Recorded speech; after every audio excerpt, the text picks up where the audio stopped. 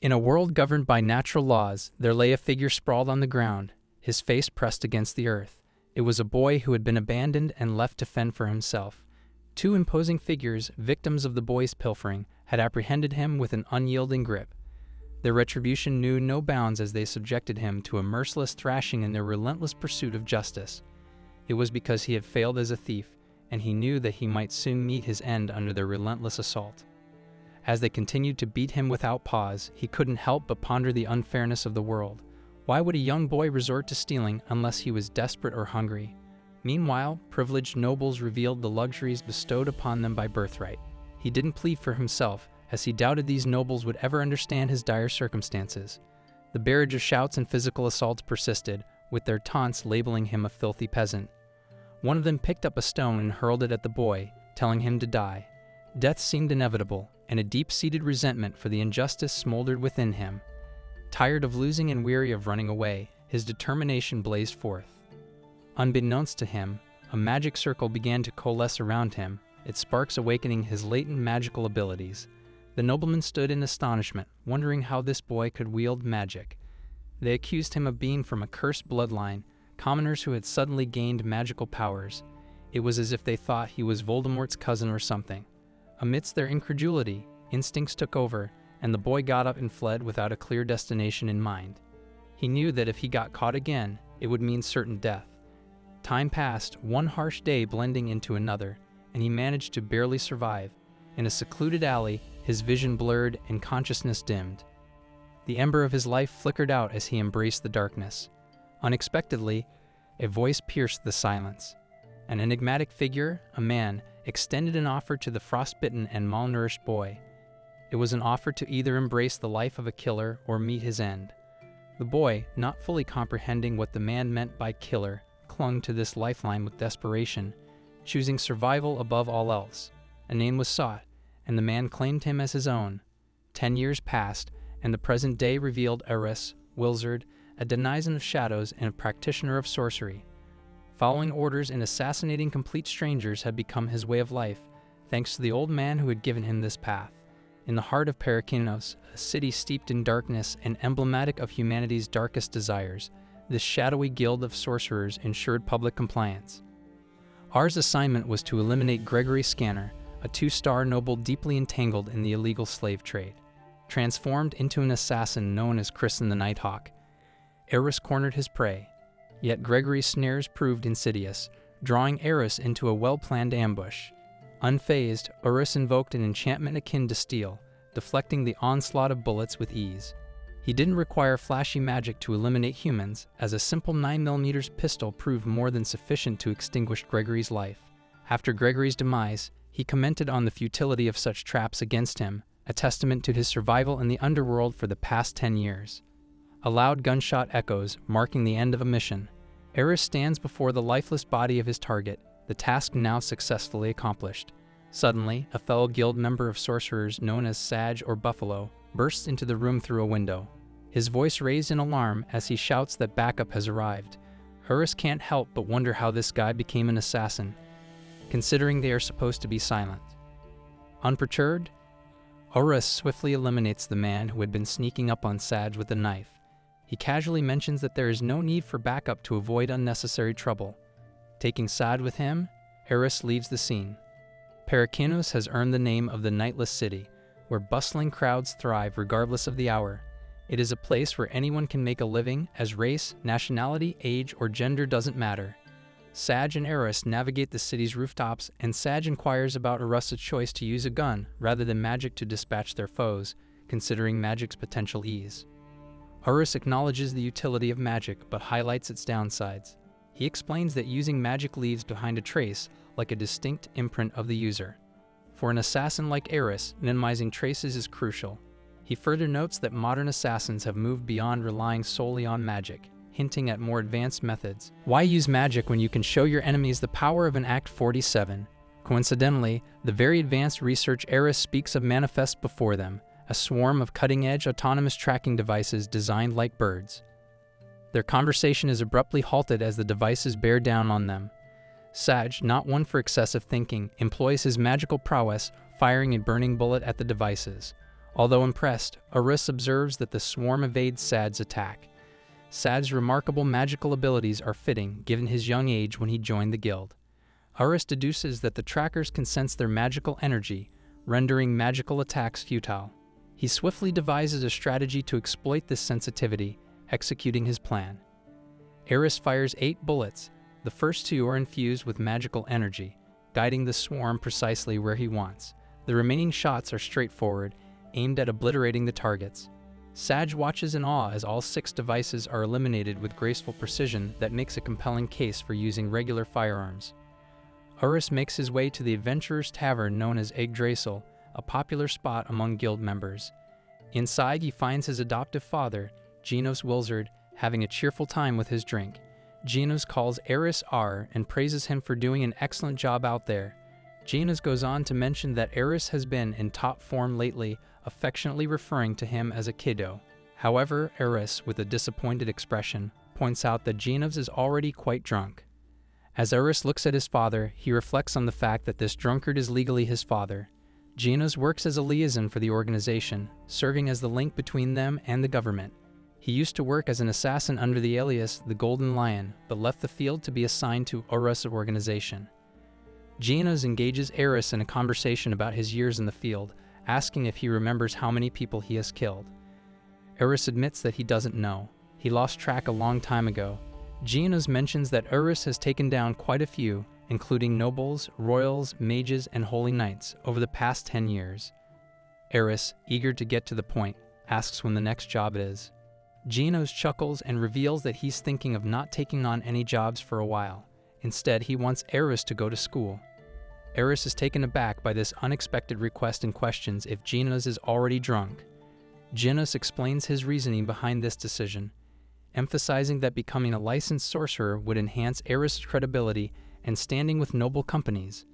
Genos brings up Sag, who already holds a license, and mentions an incident from 3 years ago involving the anti-government group called the Reverse Crown.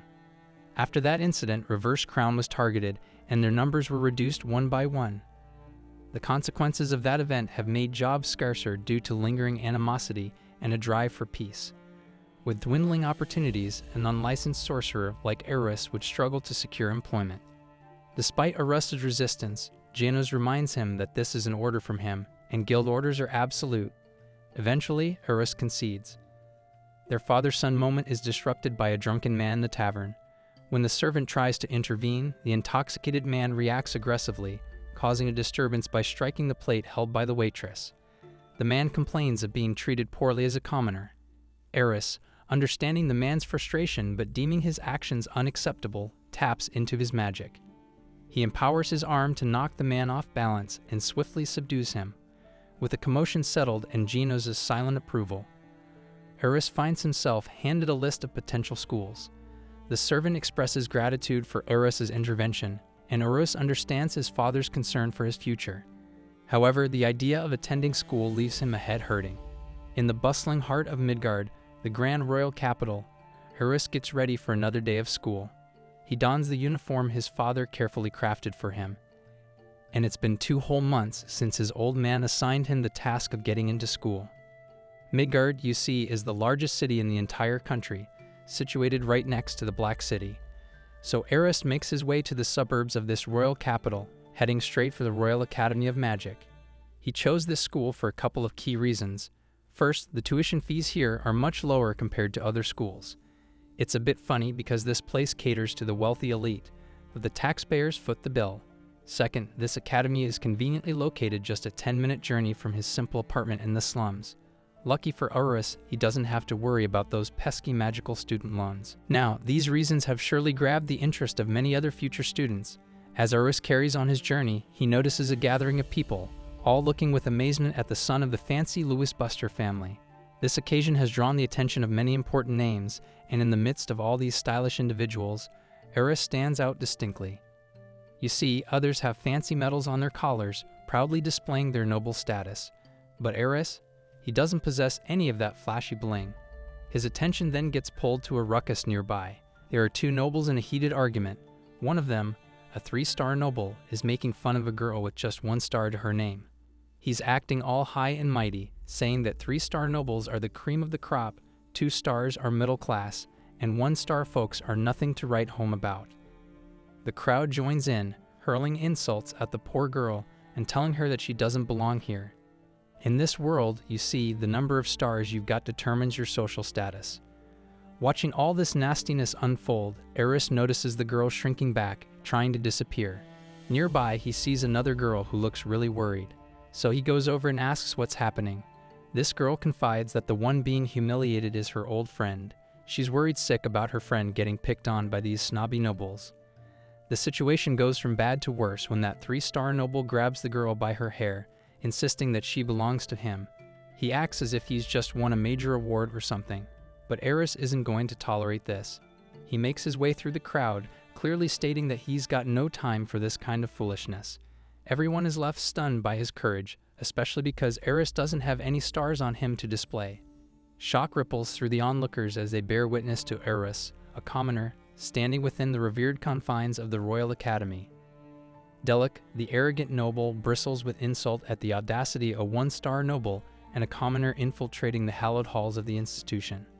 However, Eris remains calm and shows his reason for being there by showing his admission ticket.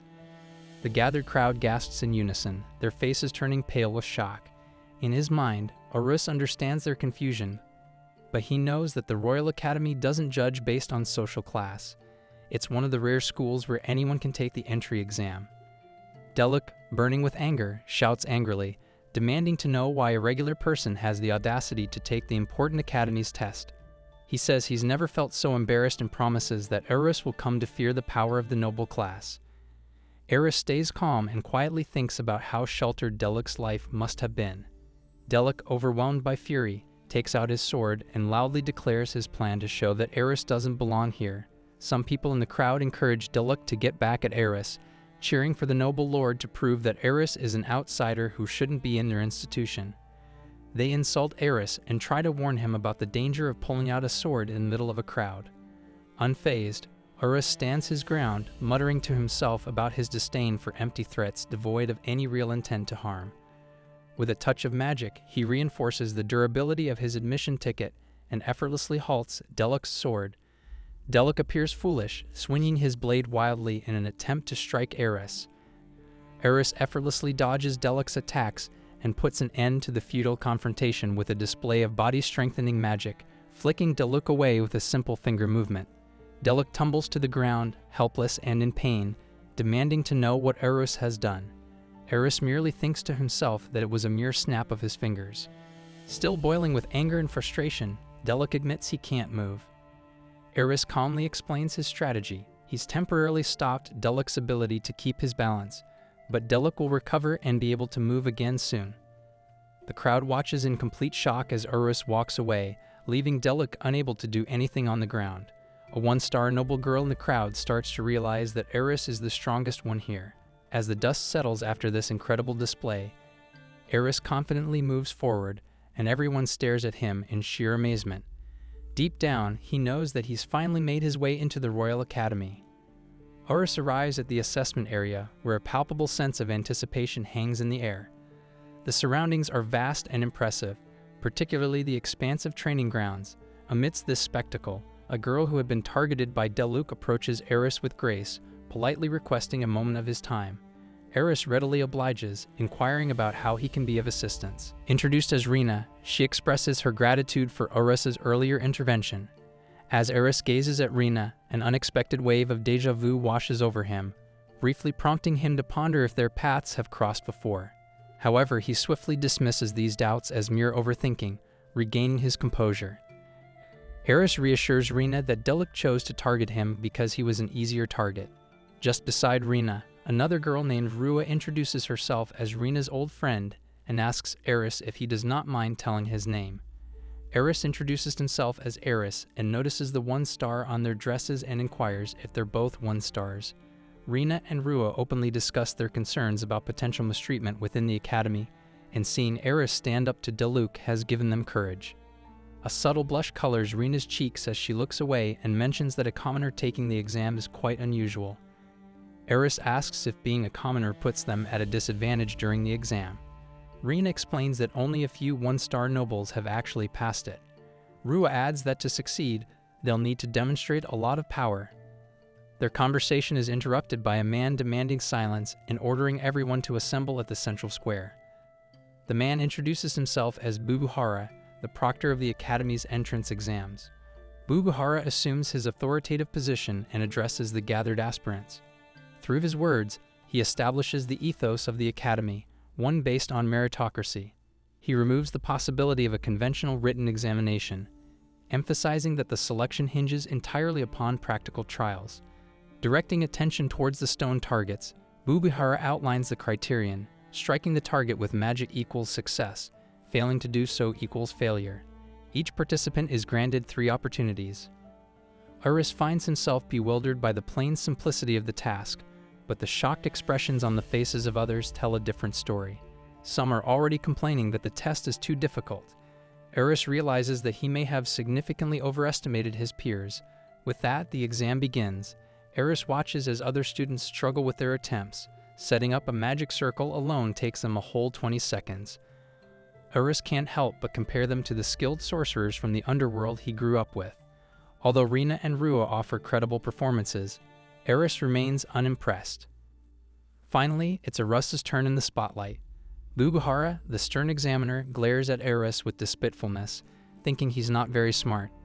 He allows Urus only one chance to succeed, realizing that just hitting the target won't be enough to silence the teasing Urus has endured. Urus summons a massive fireball, which completely burns the target to ashes.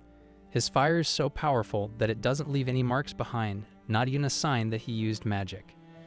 A quiet amazement fills the air as people watch something incredible unfold before them. Magic without the usual chants and rituals. This is the kind of thing you only hear about in stories, and what Urus is doing leaves everyone stunned. The fireball he creates is so big and powerful that it's obvious he's much better at magic than everyone else here.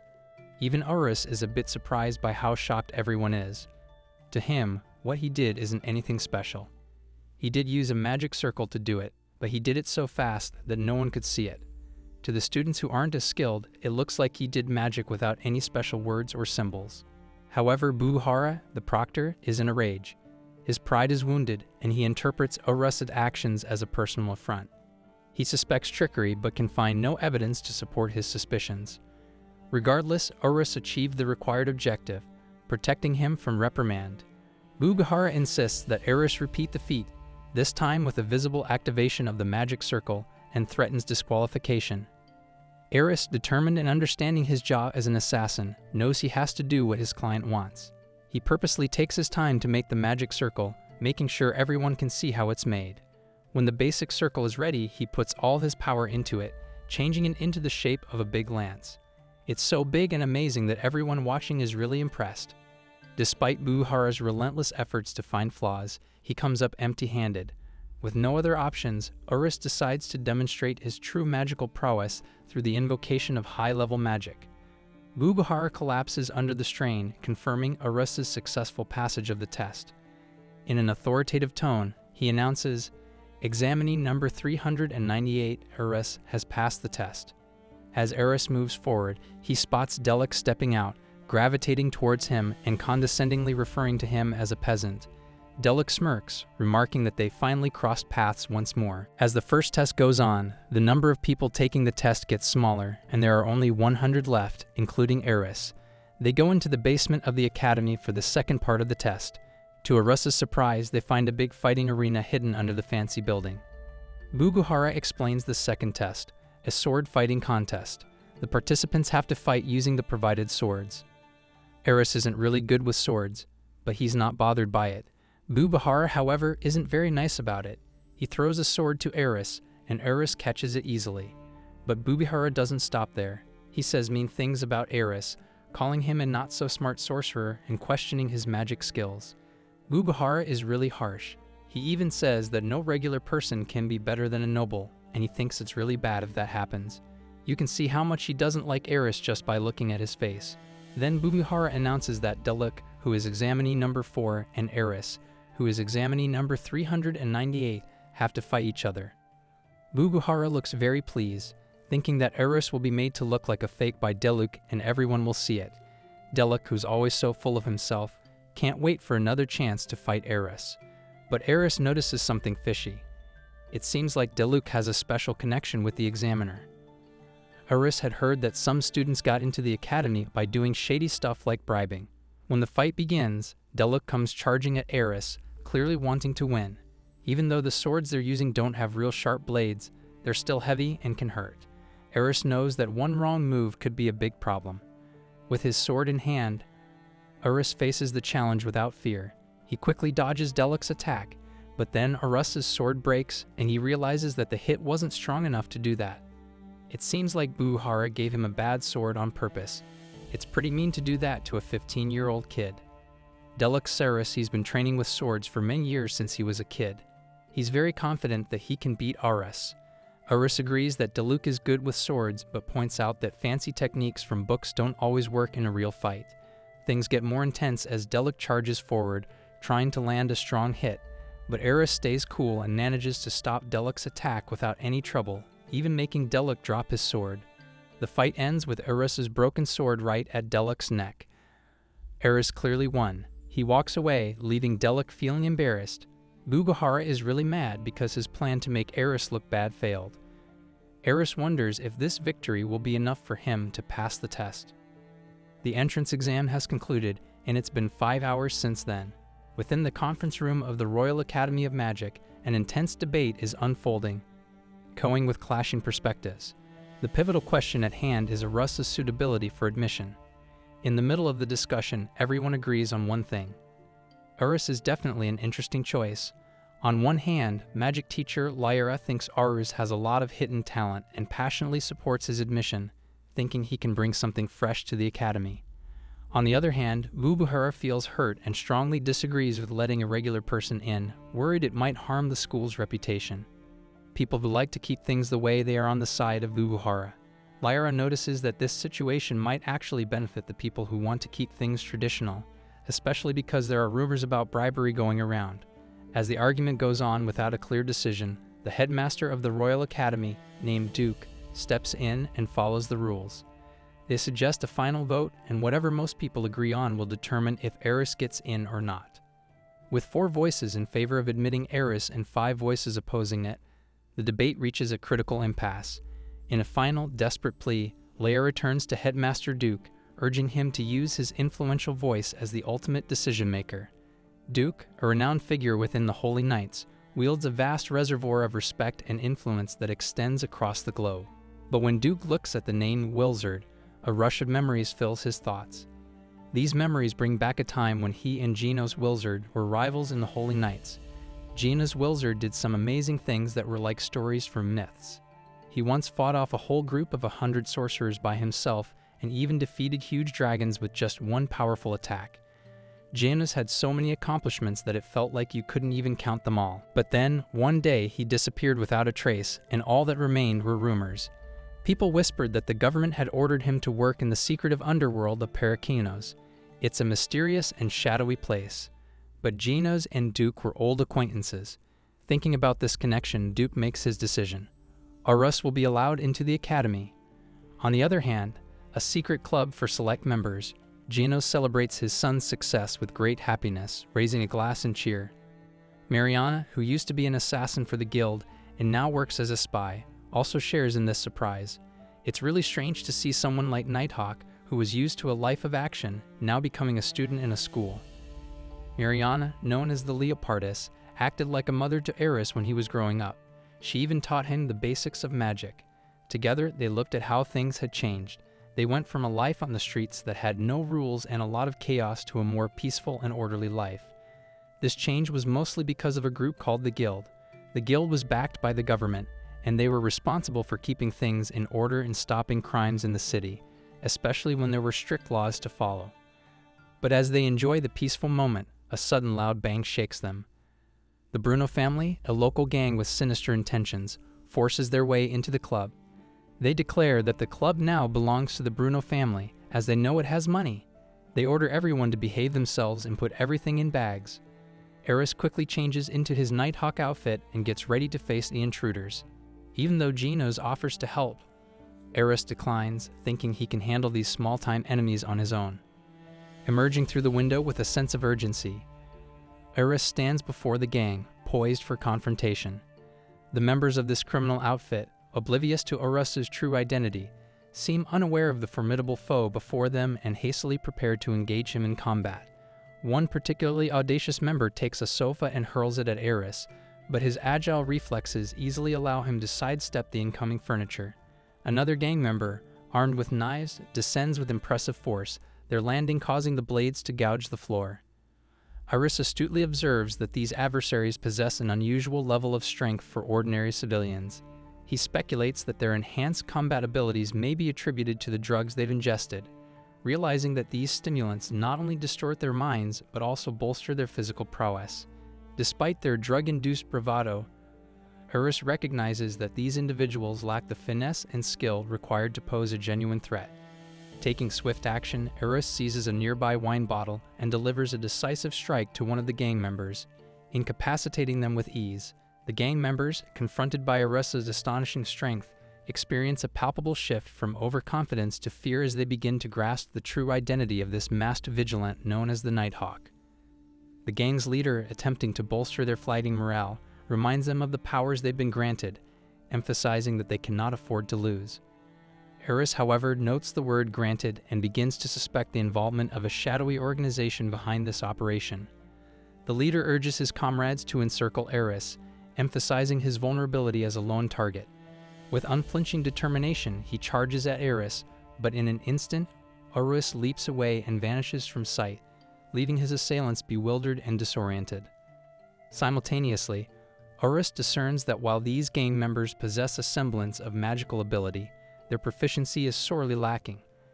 Eris capitalizes on this weakness, utilizing his own magic to deliver a powerful punch to one of the adversaries, sending them hurtling into a nearby wall. The wounded gang member, realizing the futility of their efforts, cries out to his companions to flee, igniting a hasty retreat marked by their terror of Eris's overwhelming might. Eris, however, is not content to let them escape so easily, motivated by his desire to uncover the mastermind behind this orchestrated attack. Meanwhile, Mariana directs her attention to Genos, expressing her concerns about Eris adapting to the life of an ordinary student. Observing Eris's actions with a watchful eye, Genos acknowledges Mariana's sentiments and admits to harboring his own growing apprehensions. The morning after the incident, the highly anticipated academy entrance ceremony unfolds. Eris, donning a slightly discomforting necktie that cinches around his throat, passes through the grand gates. The opulence of the ceremony within the hall strikes him as excessive, almost pompous. As he weaves through the crowd, he unexpectedly encounters familiar faces, Rua and Rina, the very pair he had crossed paths with during the entrance exams. Rua greets him warmly, a genuine smile lighting up his face, while Rina, her expression stern, is preoccupied with locating her designated seat. Rina's observation about the sizable gathering at the ceremony resonates with Eris. It's not just the examinees who have gathered, the invitees, exempt from the entrance exams, due to their commanding power and esteemed standing, have also assembled. They form a league of true elites, surpassing even the upper echelons of high-ranking nobility. In the midst of these rankings, Eris feels somewhat out of his depth. An enigmatic aura engulfs the atmosphere as a commanding figure makes his entrance, radiating a powerful presence that captivates the entire room. The collective mood undergoes a palpable shift, tainted with a mixture of anxiety, fear, and respect as Headmaster Duke ascends the stage. Eris, keenly observant, can't help but notice Duke's age, which roughly matches that of his father, Genos, placing him in his mid-40s. However, Duke's demeanor speaks volumes. This is a man seasoned by years of sorcery and battle. The muscular physique hints at a combat-hardened past acquired through real-life encounters. The aura of magic he emanates is calm and fluid, a testament to his expertise in practical combat. It's a detail that doesn't escape Eris's astute perception, and he can't help but notice the scarcity of individuals in the academy who can match Duke's combat prowess. Duke's speech references a phrase, noblesse oblige, and Eris is reminded that this concept had been distorted for personal gain. Duke, on the other hand, emphasizes its true essence. Those gifted with magic have a responsibility to use their abilities to protect those without such gifts. As Eris's gaze coincidentally meets Duke's for a fleeting moment, a mysterious smile on the headmaster's face sparks an inkling of curiosity in Eris's mind. He dismisses it, chalking it up to overthinking. Duke's address continues, with him designating this phrase as a cornerstone of the Academy's principles. He characterizes the assembled 150 students as champions of the week, urging them to embrace this responsibility wholeheartedly as they devote themselves to their studies. As Duke concludes his speech, a lingering sense of contemplation hangs in the air, leaving Eris feeling intrigued and a bit uneasy. Eris becomes privy to the gossip circulating around him, learning that Duke is a former commander of the Holy Knights.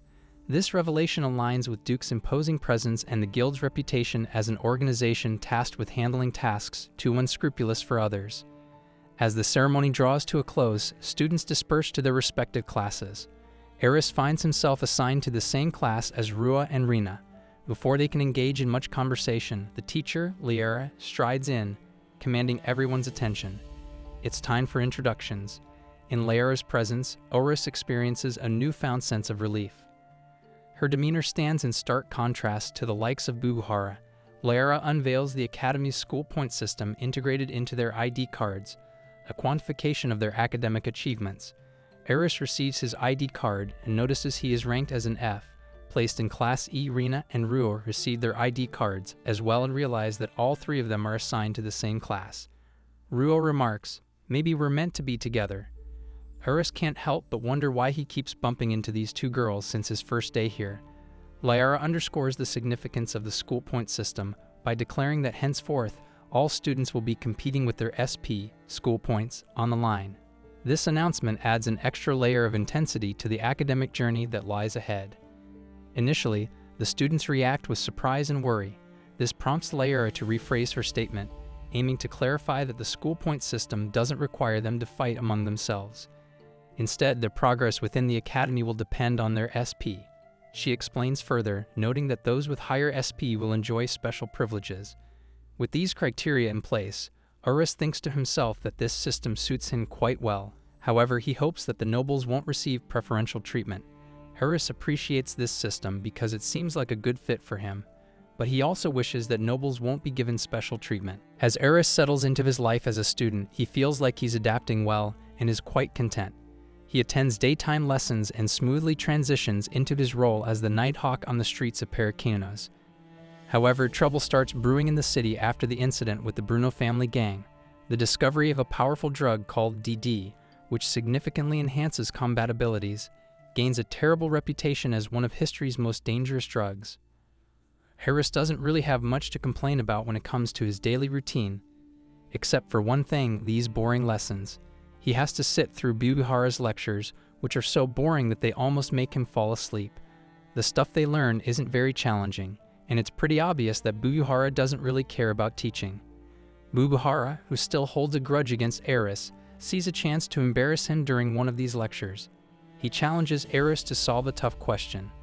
Bubuhara makes it interesting by saying that if Eris gets it right, he'll earn 100 SP.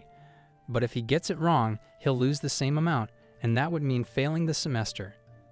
The questions Bubuhara throws at them seem like they're made to be super hard, way beyond what they've been taught in their textbooks or lectures. It's like a trap that no one in the classroom can probably figure out. However, Eris was no ordinary student. Years spent in the underworld, coupled with extensive magical training, endowed him with a unique skill set. The question posed little challenge to him. He drew magic circles around him, and everyone could see them. Even Bubuhara was shocked as he watched so many circles. Eris solved the problem with effortless precision. Not only that, he found and corrected flaws in Bubuhara's own formulation, exposing the professor's arrogance and pettiness. Eris's correct solution promoted him to rank E, and among all 150 students, he now secured the #1 position in his year.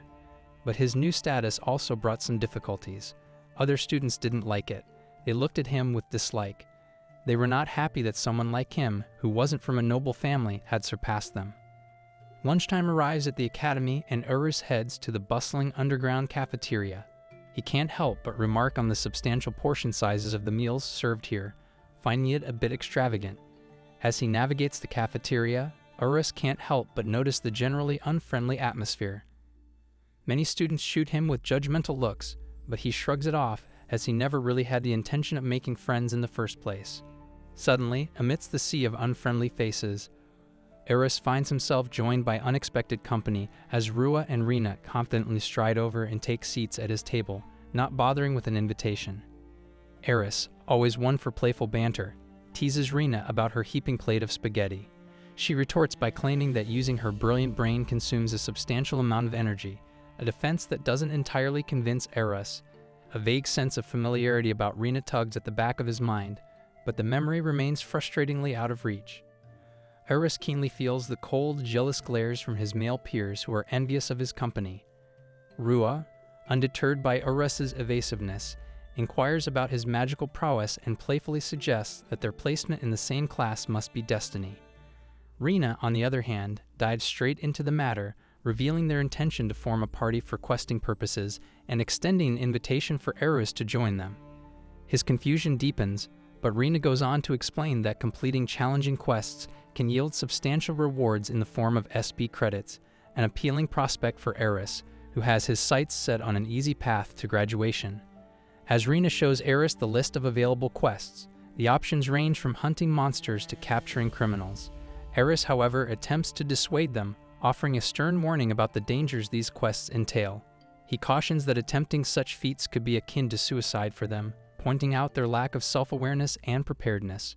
Rina, unyielding in her determination, takes Rua with her and leaves the table, expressing her disappointment and regret at relying on a stranger. In the aftermath of Rina's departure, Rua, resolute in her desire to prove herself, apologizes for Rina's impulsive actions and promises to make it up to Eris. Eris, having delivered his harsh but sincere advice out of concern for their safety, watches them go with a hint of regret. He contemplates his already busy schedule, acknowledging that he might not have the time to get involved with his classmates and their quests. Rina reminisces about how Eris had once told her to give up on their quest as she scribbles notes in her class. She remains determined to prove that they can complete the quest on their own, even without his help. As she sits in class, she wonders where Eris might be after school.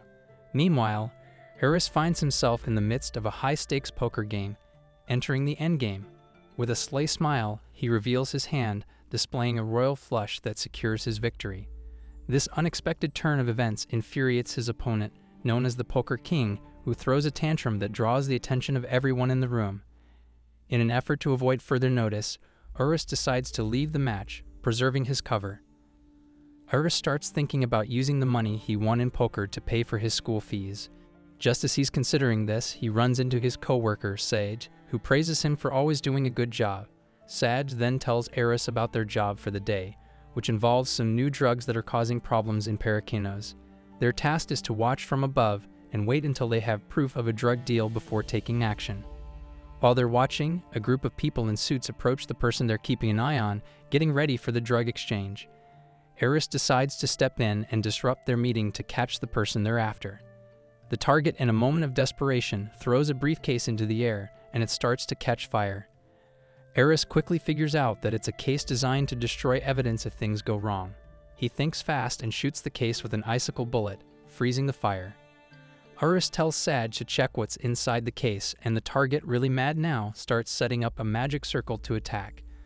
But Eris moves super fast, almost like teleporting, and gets behind the target to knock him out.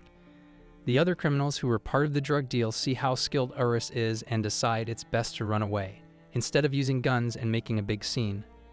Eris chooses a quieter approach. He takes out 2 playing cards, puts a spell on them to make them stronger, and throws them at the criminals, knocking them out. Despite his best efforts to remain inconspicuous, the casino erupts in applause and cheers for Eris's heroism. Just as he begins to feel the spotlight on him, he hears his name being called. Turning around, he spots a familiar face among the crowd. It's Rua. Eris and Rhea exchange shocked glances, and Eris leans over to Sage, requesting a moment of privacy. Sage hesitates, mentioning that they were about to start an interrogation, but Eris firmly insists, causing Sage to finally dash off, leaving them alone. Rua, surprised to see Eris in a place like this, tries to fathom his purpose for being there. Eris, on the other hand, grumbles to himself about the inconvenience of the situation. Rua begins connecting the dots, commenting on how this casino is particularly dangerous, even by the city's standards. She remarks that it's not the kind of place an average citizen frequents and claims to have deduced why Eris is here.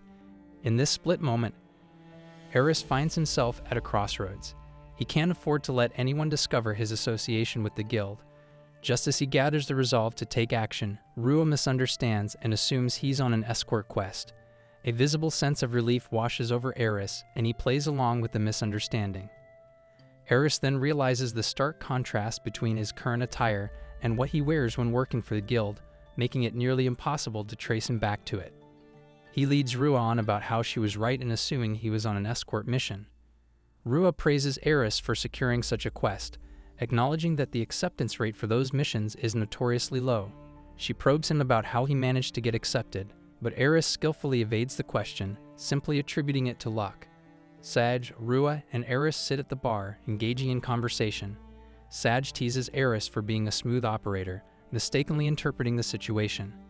Saj then abruptly dashes off, ostensibly to attend to some work, leaving the two alone. Eris doesn't entirely comprehend Saj's intentions but goes along with it, thinking it might teach him how to be more responsible if he starts delegating tasks on his own. The conversation between Rua and Eris continues as she expresses surprise at seeing him meet with classmates. Eris decides that indulging her curiosity can't do much harm as long as he doesn't reveal too much. Rua confides that she works a total of 7 different jobs, to which Eris is impressed. She explains how her family, despite their noble status, isn't well off, and taking care of her own expenses is the least she can do for herself and her family. This revelation opens Eris's eyes to the fact that Rua's life isn't much different from that of a commoner. Eris asks Rua if Rina knows about their after-school activities. Rua says she couldn't tell Rina because Rina is pretty serious. Rua offers to make a drink for Eris, but he reminds her that they can't have alcohol since they work in the mines.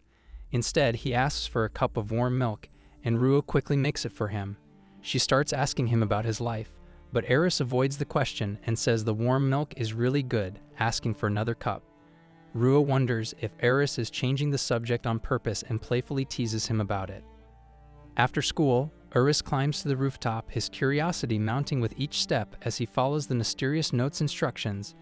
Questions swirl in his mind about the purpose of this meeting and the identity of the note's sender. Upon reaching the rooftop, the sight of Rua and Rina waiting for him deepens his intrigue. Their presence adds an air of uncertainty to the situation. Rua takes the lead, her voice steady as she presents their request. They want Eris to become their coach, catching him off guard. With a furrowed brow, Eris can't help but inquire about their motivations. Rina chimes in, referencing his prior warnings about the perils of quests at their level.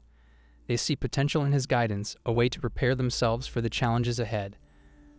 Eris processes their proposal, well aware of his own commitments and the lack of immediate benefits to him. He suggests they seek another mentor, someone more available and invested in their training. But Rua has a persuasive argument up her sleeve. She explains that their school conducts group exams with valuable credits at stake, emphasizing the mutual benefits of their collaboration. As Eris weighs the pros and cons, it becomes evident that assisting the girls has its merits, especially considering Rua's knowledge of his secret life. He makes his stance clear, warning them that his training methods are unconventional and could be demanding.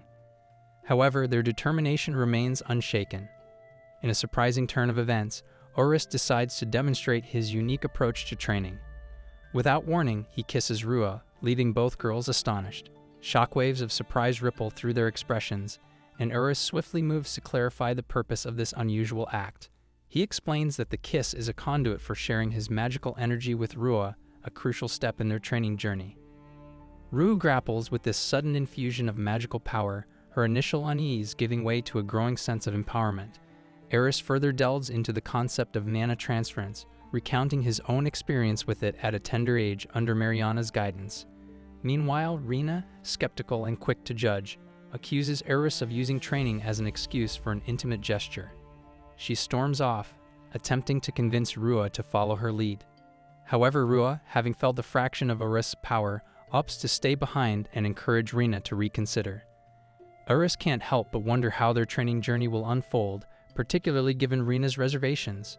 The rooftop, once a place of mystery, has now become the stage for an unexpected training venture that holds the promise of transformation. 3 days had elapsed since Eris took on the role of coaching Rua, and he currently finds himself in the Academy's underground cafeteria.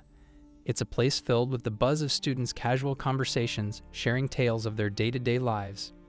Eris, sipping on a cup of tea, briefly tunes into a chat about mapo tofu, a dish that strangely captures his attention amidst the background noise. Just as he immerses himself in the comforting familiarity of the students' camaraderie, Rua approaches him with a sense of urgency that can't be ignored. Her eyes beseech him, leaving no room for delay as she implores him to accompany her for a moment.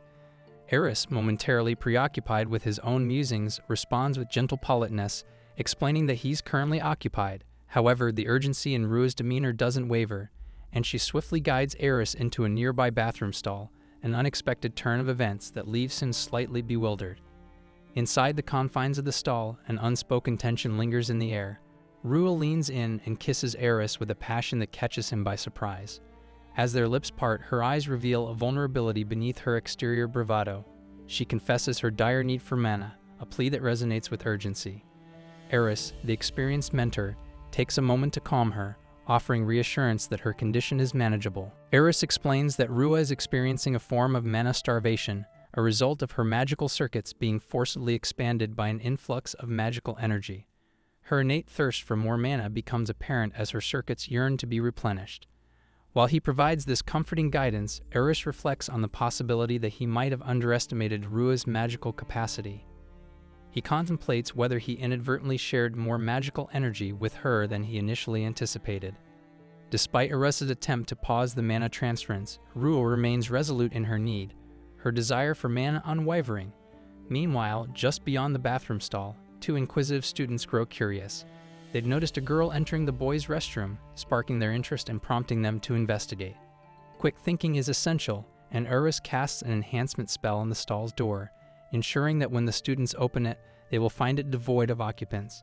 This clever maneuver dispels their suspicions, leading them to believe they must have been mistaken.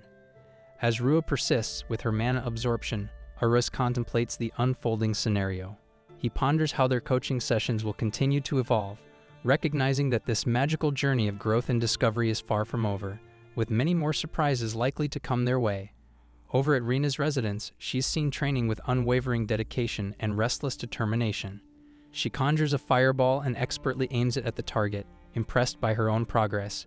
Rina praises her improvement, acknowledging that it's the cleanest, most powerful fireball she has produced yet, and it formed the fastest magical circle she's ever managed. Inwardly, she reassures herself that she never needed Eris's help in the first place and resolves to prove to Rua just how much she's learned on her own. Meanwhile, at the Academy's underground training facility, Rua's training with Eris is in full swing. Eager to push herself further, Rua urges Eris to let her train a little longer. Eris, the diligent coach, cautions her against overusing her magic, emphasizing the potential undesirable consequences. Rua reflects on the past 2 weeks under Eris's guidance and how she's come to appreciate his incredible skills. She admits her fear of embarrassment if she can't show results after all the effort Eris invested in her. Eris, with an encouraging smile, assures her that her hard work has not been in vain, offering a glimmer of hope for the upcoming challenges. The next day arrives, marked by the anticipation of the first monthly examination. Students understand that the results of this exam will significantly impact their SP, which in turn will affect their future academic and career prospects. As they walk down the hallway, Rua asks Rina about her confidence level for the day. Rina cryptically reveals she has a secret plan prepared specifically for today, piquing Rua's curiosity. Playfully, Eris teases Rina, suggesting he'll rescue her from any supposed brainwashing she may have undergone under his coaching. The examinees gather in an open area as Liera, the proctor for the exam, provides instructions for the proceedings. Eris is relieved to see that Lyra is a fair examiner, unlike Bubuhara, and expects a smoother test without concerns of rule breaking. Lyra points out the testing stones in the distance, explaining that these stones will numerically record their performance. She highlights that this month's test will focus on power, which is expected to be more challenging compared to previous exams. Each student takes their turn stepping up to the challenge, ready to give their best effort. Among them, Eris's student, identified as number 2128, prepares to take his shot, and the tension in the air is palpable as the examination officially commences. Eris confidently steps up to the plate, ready to face the challenge that lies ahead. However, as he approaches, he's met with harassment and demeaning comments from Deluk, who wastes no time in taunting him. Deluk suggests that if Eris wants to back out, now is his chance. Delic goes further, openly sharing his observations about Eris spending time with Rua, the one-star girl. He insinuates that Eris must have neglected his own training due to this association. Eris remains unfazed by Delic's remarks, but acknowledges that Delic might be slightly better than the others, though still not a match for him.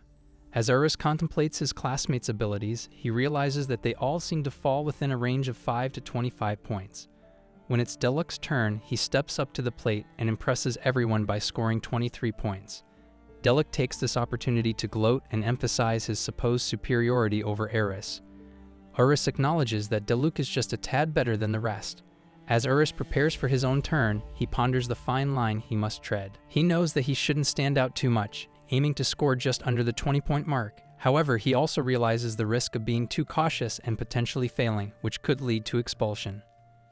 Eris also reflects on the impact of Rina's secret plan on his own performance. Rina had confided in him about her intentions, and he wonders how her actions might influence the results of the examination. This adds another layer of complexity to the already challenging situation Eris finds himself in. Carefully and steadily, Eris summons a fireball, exerting only a fraction of his true power. He takes precise aim and directs the fiery projectile at the testing stone. To the astonishment of everyone present, the display screen reveals an astounding score of 185, leaving the crowd in complete awe of Eris's overwhelming power. Delic, unable to conceal his frustration, realizes that Eris is in a league of his own, far surpassing the rest of the students. As people around him murmur in awe, Eris quietly thinks that claiming to be only 10 times stronger than his peers is a significant understatement, given how much power he held back during the test. He grasps the necessity of portraying himself as vastly superior to his classmates while avoiding excessive attention. Despite Delic's lingering annoyance, all eyes now turn towards student number 2182, Rua, as she prepares to confront the challenging test. To further increase the word count, Eris, surrounded by impressed onlookers, recognizes the importance of maintaining this facade and managing his extraordinary abilities discreetly to avoid unnecessary scrutiny from both his fellow students and instructors. It's now Rua's turn to step up to the plate. She's visibly nervous initially, but Eris's reassuring voice cuts through her anxiety, helping her regain focus. Rua takes a deep breath and summons her ice arrow. With steady aim, she releases it, and it strikes the testing stone, displaying an impressive score of 102 points. This result places her significantly ahead of her classmates. Rua's excitement and relief are palpable, and she can't help but express her gratitude towards Eris. In response, Eris offers valuable insights, emphasizing that the key factors for success are individual talent and effort. He reminds Rua that even with access to mana transference, many fail to achieve real growth. Meanwhile, Delic, consumed by anger, curses his fate and feels disgusted with himself for losing to a one-star student. The next student in line is Rina, numbered 2183, and she's the last to take her turn. Eris wonders about the progress she may have made during the past 2 weeks.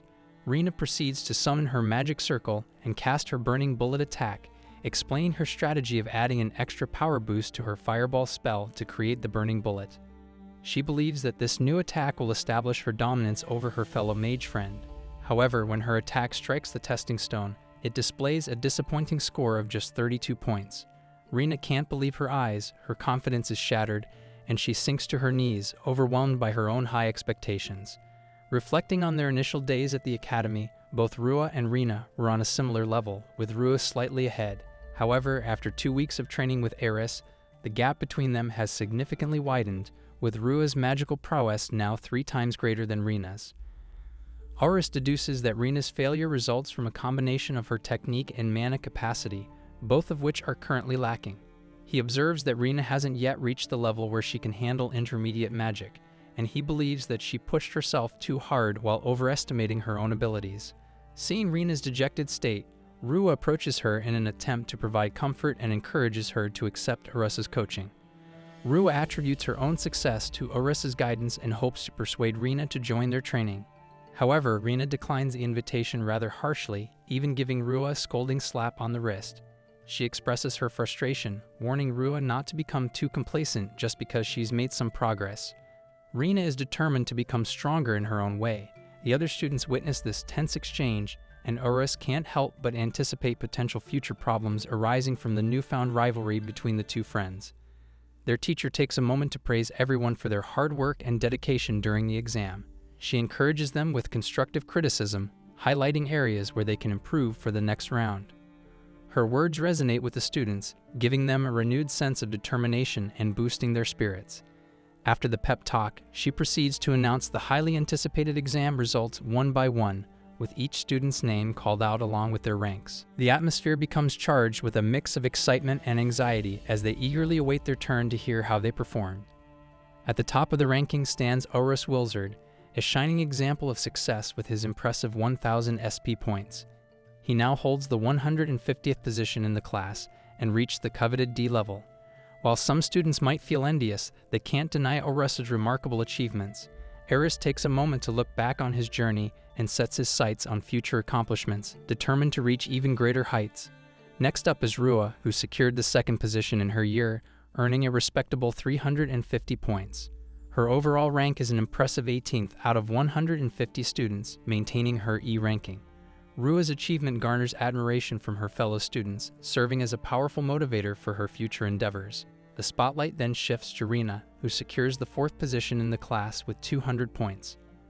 Her overall rank places her at 32nd out of 150 students, and she maintains her E ranking. Despite the growing gap between them, Urus takes a moment to silently acknowledge Rina's determination and hard work. He ponders the choices and methods that have led to her results. As Urus heads home, his senses go on high alert as he becomes aware that he's being followed. He skillfully identifies two pursuers, one displaying amateurish traits, while the other exudes an aura of professionalism. With a deep breath, Urus deliberately comes to a calculated halt and calls out to Deluk. Deluk emerges from the shadows, his demeanor far from ordinary. An unsettling grin stretches across his face as he openly declares his sinister intent to eliminate Urus. Urus is filled with a mixture of concern and curiosity, wondering what could have driven Deluk to such a state. Urus's honed instincts kick in, and he senses that Deluk's overwhelming bloodlust is not a natural occurrence. He suspects that Deluk may be under the influence of something sinister, possibly the dangerous substance known as D2. As Deluk launches an aggressive attack, Urus skillfully evades it, all the while remaining vigilant about the broader situation. Urus recognizes that before he can confront Deluk, he must first identify and neutralize the source of this mysterious presence in the area. The situation has taken a dangerous turn, and Urus is determined to uncover the truth behind it. As Urus takes action to incapacitate Deluk, the relentless assailant makes another desperate strike, only to have it skillfully evaded by Urus. Urus dodges yet another attack and seizes the opportunity to vault into the air, grabbing onto a nearby flagpole. This elevated vantage point grants him a better perspective to locate the hidden second assailant. Temporarily pausing his skirmish with Deluk, Urus employs his magic to enhance his vision, granting him thermal vision capabilities. With this newfound ability, he swiftly identifies the concealed individual who had relied on visual artifact magic to remain hidden. Urus' attention shifts back to Deluk as he proceeds to resolve the immediate threat. He seizes Deluk's head and forcefully slams it against the wall, rendering him unconscious. With a dismissive comment on Deluk's weakness, Urus disposes of him by tossing him amid the nearby garbage. But Urus is not one to allow the hidden adversary to escape. He takes swift action, firing off a series of bullets that incapacitate the enemy, halting their escape in its tracks. The hidden foe is left in disbelief, astonished that a mere student could discern and thwart their magical concealment. With the immediate danger under control, Urus presses the defeated enemy for answers. He demands to know the purpose of their pursuit and why they were tailing him. However, the vanquished assailant remains defiant, refusing to provide any answers. Instead, in a shocking turn of events, the enemy drives a dagger into their own neck, taking their own life. Urus can't help but be taken aback by the extreme measure of suicide taken in this situation. He acknowledges the individual's unwavering loyalty to their cause. This act prompts Urus to reconsider his initial assumption about the assailant's role. Instead of being Deluk's bodyguard, this person must have been here to monitor Deluk, likely after he had ingested the dangerous drugs. As Urus reflects on this disturbing encounter, his memory harks back to an incident that occurred 3 years ago. His thoughts are interrupted as he catches sight of a mark on the corpse's hand, and he is filled with disbelief at what he sees. He mutters to himself that they should have been eradicated 3 years ago, revealing that the enemy was a member of the once-thought-extinct Reverse Crown group. The revelation adds a layer of complexity and intrigue to the situation, leaving Eris with more questions than answers. Rua and Eris continue their physical training, focusing on enhancing Rua's strength through mana transference. Eris checks in with her to ensure she's feeling better after experiencing mana depletion. Rua responds with an affirmative, expressing her apologies for making Eris assist her in this demanding process. Nevertheless, she reassures him that this method remains the most effective means for her growth. She then reflects on how Eris had cleverly used magic to discreetly clear a classroom after their classes, allowing them to have intimate moments as part of their daily routine. After they finish their exercises and take a break, Rua brings up Eris's feelings about Rina. She asks him to be kinder in his judgments of Rina. She explains that Rina doesn't like anything she sees as wrong, and that can make her unable to see things from other points of view. Rua says Rina is a bit like her, a good-hearted person. Later, Eris thinks about the time when Rua defended Rina, and he realizes he doesn't really dislike Rina. He just sometimes finds her personality a bit annoying. However, he admits that he's gotten used to her quirks, which have become a part of their shared journey. Rua asks Eris if he remembers the Oswald incident that happened here a few years ago. Eris recollects the time when he was at the guild and was briefed about an urgent task from the government, a situation similar to the one they're facing now. It involves the Reverse Recrown, a group of radical extremists who harbor strong hostility towards the nobility. The situation unfolds at a party hosted by the 3-star Oswald family. Currently, a sorcerer from the Reverse Recrown is holding 80 noble guests hostage and demanding the abolition of the nobility.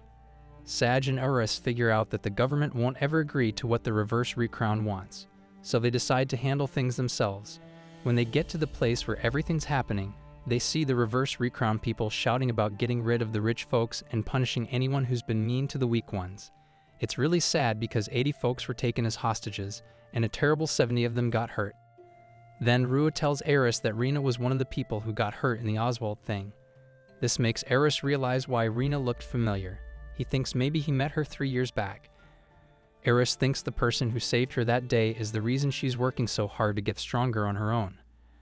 Eris even starts believing he was that guy who saved her back then. But then something urgent pops up at work, and Eris has to rush out. He quickly says goodbye to Rua and jumps out of the window to get to his next battle. Perched on top of a building, Eris and Sag meticulously scan the surroundings for any signs of enemy activity. Their eyes keenly survey the area, but so far, there's nothing out of the ordinary to report. In the midst of their observation, Eris leans over and quietly tells Sag about a confidential piece of information they acquired from the Bruno family, who they had captured earlier. According to this intel, there's a significant drug deal scheduled for tonight, and the clientele behind it are none other than the elusive Reverse Recrown. Eris can't help but wonder why the Reverse Recrown has resurfaced at this particular moment, and he contemplates that this mission might offer a golden opportunity to uncover the intricate details behind their resurgence. With a furrowed brow, he turns to Sag and advises him not to let his guard down, warning that the situation has the potential to escalate into an all-out war tonight. He emphasizes that while their guild's forces may outmatch most adversaries, the Reverse Recrown's ranks are primarily composed of commoners with deep-seated grudges against the nobility, making them formidable opponents. Sage, with his characteristic confidence, reassures Eris that as long as he's by their side, the mission will be a walk in the park. Eris desperately wants to believe this, but he can't shake the memories of the past when the Reverse Recrown, at the height of their power, managed to eliminate a third of their guild members. He knows that underestimating them could spell disaster. Their discussion is abruptly interrupted as Sad points out a figure below. Eris squints to get a better look and realizes with a start that the target appears to be none other than Rina. She's currently attempting to apprehend Kraja Ackerman, a man wanted for multiple charges, including intimidation, assault, and theft. Rina's strong resolve to bring Ackerman to justice comes from her past encounter with Eris. He had warned her not to chase after this experienced criminal, saying it would be like walking into danger. However, Rina is very confident in her abilities and has decided to tackle this challenge on her own. Her determination is rooted in the memories of the Oswald incident, a significant moment in her life. It was then that she promised herself to become stronger, all in the hope of meeting again with the mysterious person who saved her that day. Even though she couldn't see his face, she remembers how quickly he acted, making her believe he might have some link to the government due to his incredible strength. This belief has been what keeps her going, giving her the strength to persist through tough times. Yet, in an unusual moment of feeling unsure, Rina admits that she's recently started having doubts. This mission isn't only about capturing Ackerman, it's also a personal effort to eliminate any remaining negative thoughts about her skills. Succeeding in catching Ackerman now would not just serve justice, but also earn her 2000 SP right away, pushing her ahead of Rui in the guild rankings, a goal that means a lot to her. As Rina follows Ackerman into a narrow, dead-end alley, she's still confident, but she soon realizes the seriousness of her situation. The path that had seemed straightforward moments ago now traps her, with a menacing gang of thugs closing in. The air is thick with tension as the thug, looking sarcastic, asks Rina if she needs any help. Rina, with a determined look in her eyes, tries to use her magic to stop the scary gang, but before she can cast her protective spell, one of the thugs suddenly and forcefully knees her in the stomach, making sharp waves of pain shoot through her. It takes her breath away, leaving her momentarily unable to defend herself. She gasps for air, struggling to get herself together, but the thug hits her again, this time causing her to collapse onto the cold, hard ground. The mean teasing just gets worse as they make fun of Rina, saying she's not good enough even though she's a top student. They're really mean, suggesting that she's only pretending to be a real sorcerer, an easy target for people who know better. Each unkind word hits Rina like a punch, making her feel really bad about herself. They don't let up, hitting her again and making her fall once more. The thugs look down at her, enjoying their cruel fun as they see Rina in a weak position. In the middle of their mean laughter, they take a moment to be glad they found such a pretty girl to hold captive. One of the thugs reminds the group why they're there that night, saying they need to find out where the drug deal is happening, and Rina's their only lead.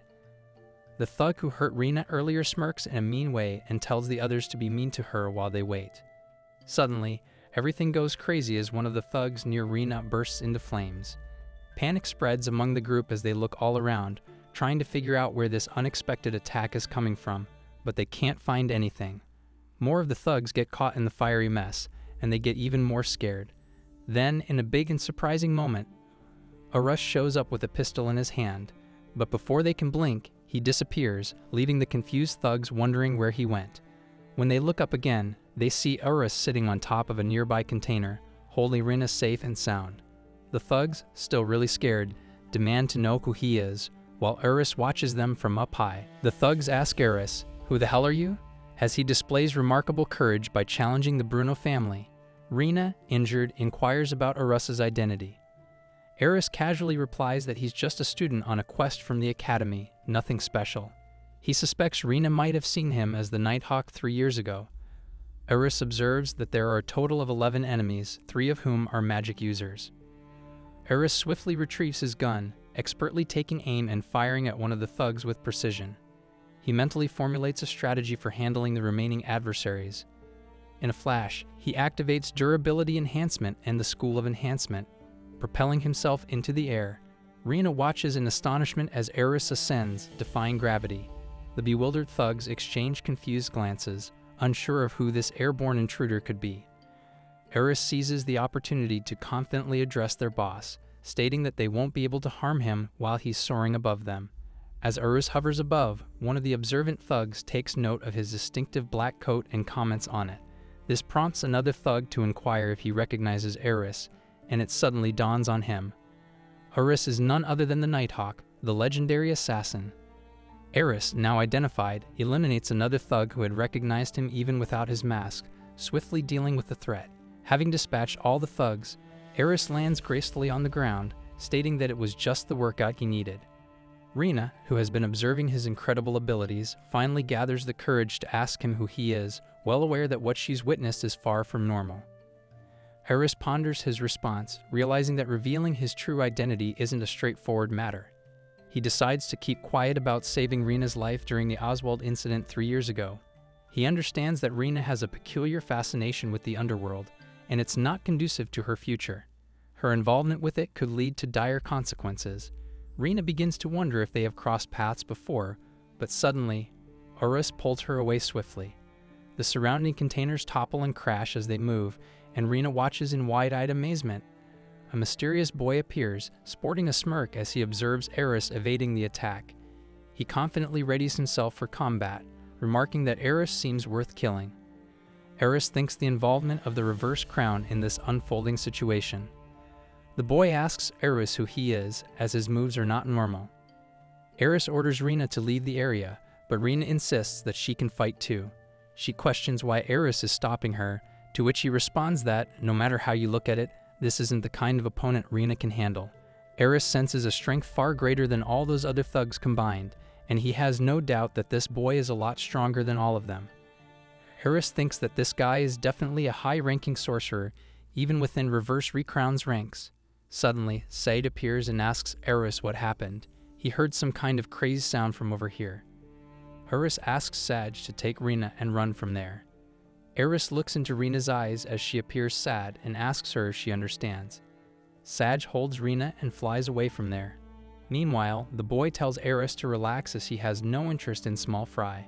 The boy smirks and says he came here to offload some drugs onto a few scumbags, and instead he gets to meet this fine specimen. He's excited. This is his first showdown in a while as a free man, so he sure hopes to make it fun and creates a magic circle around him. Eris keenly observes the boy's agility and acknowledges that he's clearly a cut above the thugs he encountered earlier. He understands that it's in his best interest to conclude this battle swiftly. With that in mind, he retrieves his pistol and confidently declares that he will end it with a single shot, employing the school of enchantment and projectile acceleration.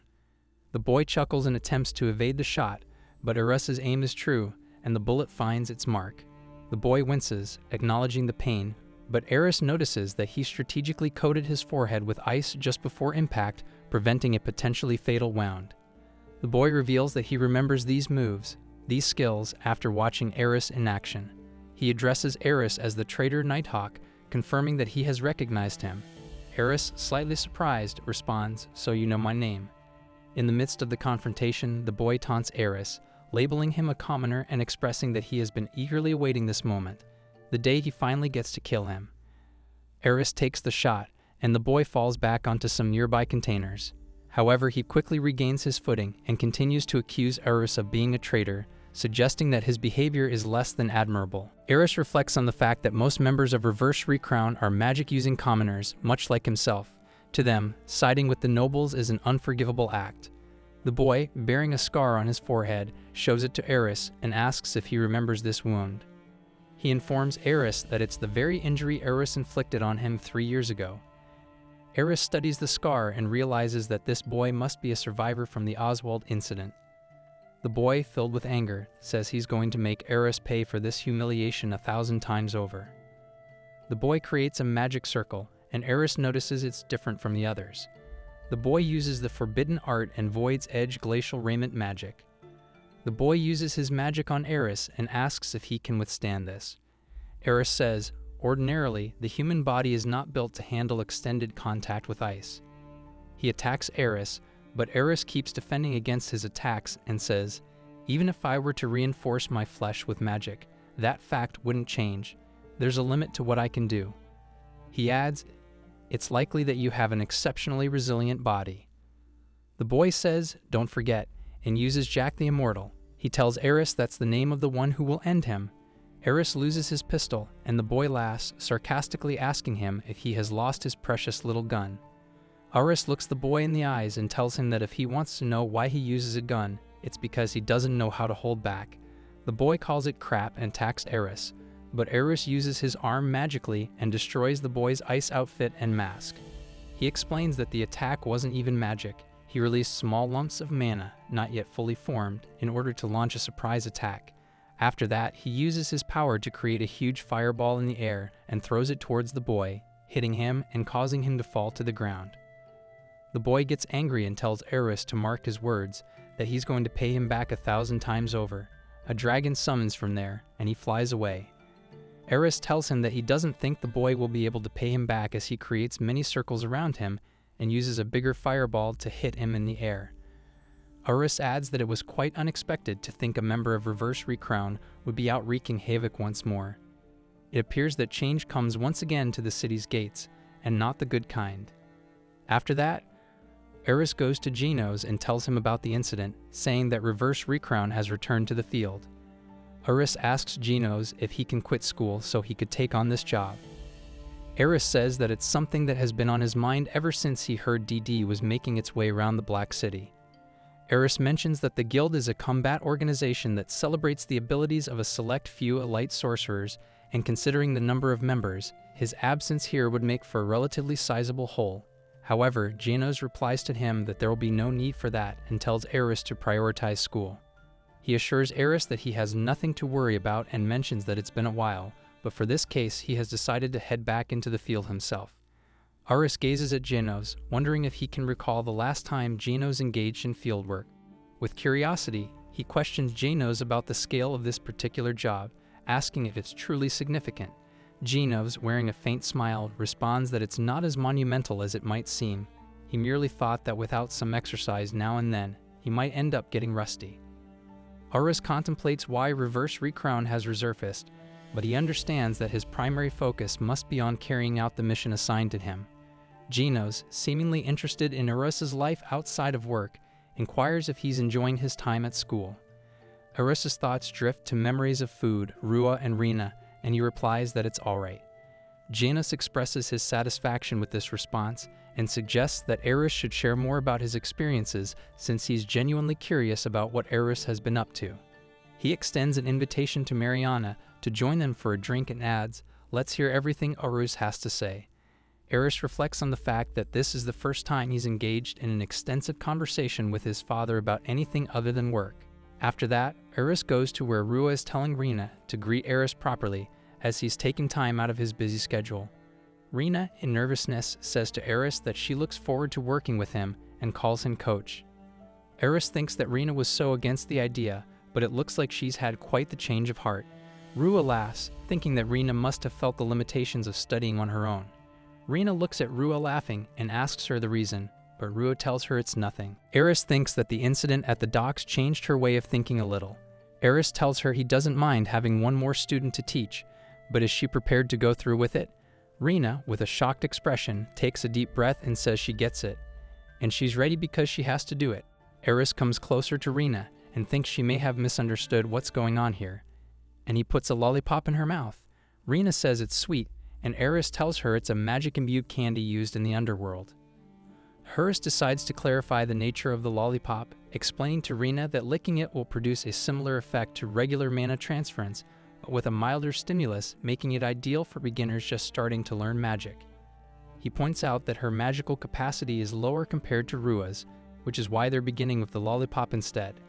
Rina listens attentively, her facial expressions undergoing a quick transformation from shock to sudden anger.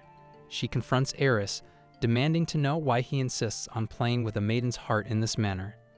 Rua intervenes, trying to calm her down and reminding her of the promise they made to listen to what Eris had to say. Just as tensions begin to rise, Gibborg unexpectedly appears and inquires about what's going on. Eris reassures him that it's nothing serious and then turns to Rua and Rina, suggesting, "Let's get back to training." Eris thinks it's been roughly a month since he started attending this academy, and he has been leading a rather hectic life here. Rina appears and says to Eris that he needs to let them get in some training. However, Eris apologizes to her for his packed schedule and tells her he will train them some other time. Rua asks if he's out grinding points on his own again and says she will not let Eris get ahead of them. Rina asks what Rua means by again. Rua tells her that Eris went on an escort quest on his own the other day. Rina eagerly inquires if Eris is heading off to another mission right away and insists that she accompanies him. Eris can't help but think that this woman just doesn't grasp her own limitations, considering he had hoped she'd have realized them by now. Rua, not to be left out, chimes in, expressing her desire to join them. She explains that she managed to achieve good results on the recent monthly exams, giving credit to Eris for his help, and now she wants to aim even higher. Eris internally ponders the potential trouble they could get into. Eris decides to address their enthusiasm by handing them a book. As Rua and Rina glance at the book, their expressions shift to shock. Eris clarifies that these are workbooks filled with meticulously chosen magic-related problems, and they have the upcoming holidays to tackle them. He advises them to dedicate their free time to working through the exercises. Rua excitedly thanks Eris for the opportunity, expressing her gratitude. She suggests to Rina that they work on the problems together. However, as they turn their attention back to Eris, they realize he has mysteriously disappeared, leaving Rua and Rina bewildered as they wonder where he could have suddenly gone. Eris arrives at the foreboding Black City Parakinos, clad in his Nighthawk suit. He reflects that for him, time and place hold no significance. His work finds him wherever the walls reek of blood and smoke. With a sudden burst of action, Eris dispatches several thugs in the area. One of the remaining thugs takes aim when Eris fires a bullet, but to his bewilderment, Eris vanishes from sight. Perplexed by his inability to hit Eris and questioning the state of his firearm, the thug is left puzzled. Eris, unfazed by the commotion, internally notes that his mission today involves raiding a hideout belonging to illegal weapon dealers. One of the thugs, named Torneo Sullivan, wonders where Eris has disappeared to. He continues to fire bullets in Eris's direction, but Eris remains elusive, effortlessly evading every shot. Torneo Sullivan is a notorious criminal known for smuggling illegal arms into the black markets of Parakinos. Torneo, observing Eris's moves and agility, quickly identifies him as the Nighthawk, the renowned assassin with a royal warrant. Eris, his gun aimed at Torneo, listens as Torneo pleads for his life, mentioning his wife and daughter at home. He explains that his daughter's wedding is scheduled for the next day, and he simply can't afford to die here. Tears well up in his eyes as he implores Eris to spare him, even if only for a week. Eris, after a brief pause, lowers his gun. He reflects on the countless individuals he's seen meet their demise over the past 10 years due to transgressions of various taboos. In his experience, unnecessary pity is one of the deadliest taboos. He decides to spare Torneo, understanding the gravity of his request. However, before the situation can unfold any further, Sage appears, breaking through a wall and taking in the scene. He gives Eris a thumbs up and affectionately refers to him as his brother. Eris inquires about how things went on Sage's end, and Sage responds by revealing that he found the list of buyers Eris had mentioned. He displays a page from the list, and Eris realizes that with this information they can eliminate all the buyers in one fell swoop. Eris had originally intended to gather intelligence linking this operation back to Reverse Recrown, but Sage suggests an alternative. He proposes involving the Knights to handle the situation, thereby relieving Eris from dealing with it directly. Eris thinks for once he agrees with Sage, as there's no need for them to make a move. Eris stops and wonders if it's okay for him to go after the people on that list. Sage asks him why, as it'd be a waste of his skills to go after these kinds of nobodies. Sage tells him he doesn't think so, but Eris thinks he could use it as teaching material at the academy. After 3 days, Eris returns to the academy, where the students are chatting with each other about their homework. Eris observes the usual rowdiness, and Rua notices him, asking if he's tired today. Eris replies, same as usual. Rina approaches with an annoyed expression and inquires about Eris's whereabouts during his absence. Eris tells her he was just relaxing at home. Rina angrily shows Eris the page of the book, stating that it's the homework he assigned her, and she completed it ages ago. Eris looks at it and asks her to let him see it to confirm if she's telling the truth. Eris is a bit surprised upon seeing it because even for someone on the faster side, that amount of work was supposed to be a month's worth. Rina requests Eris's address so she can contact him even if he takes many days off. Eris tiredly asks her to give him a break, mentioning that he has a personal life too. He thinks that a little desire to learn is fine, but an overeager student isn't easy to deal with either. Suddenly, the door opens and a lady named Lyra appears, ordering everyone to keep quiet. She announces that it's time for homeroom and remarks that they have been attending the academy for 1 month now. Eris sits as if he's already bored, while Rua and Rina sit beside him. Rina asks Eris to sit properly. Rua chuckles and tells Rina that she's too loud. Miss Lyra proceeds to announce the monthly grading results.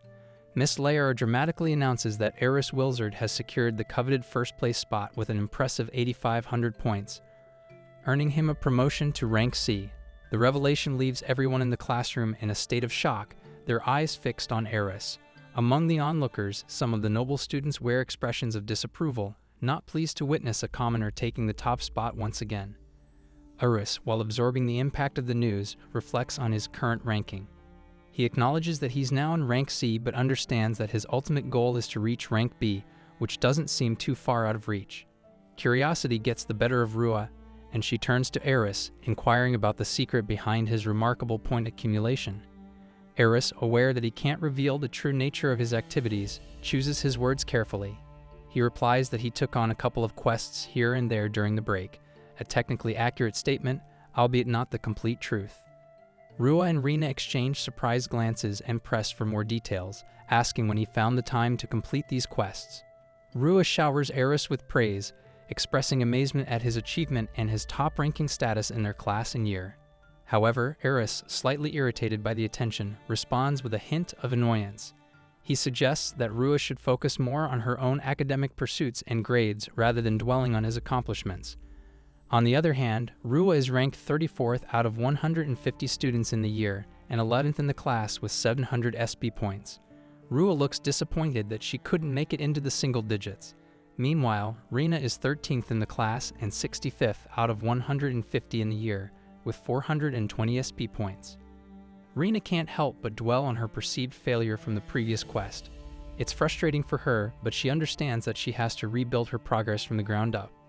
Eris, too, is aware of the challenge they face in breaking into the top 10 rankings.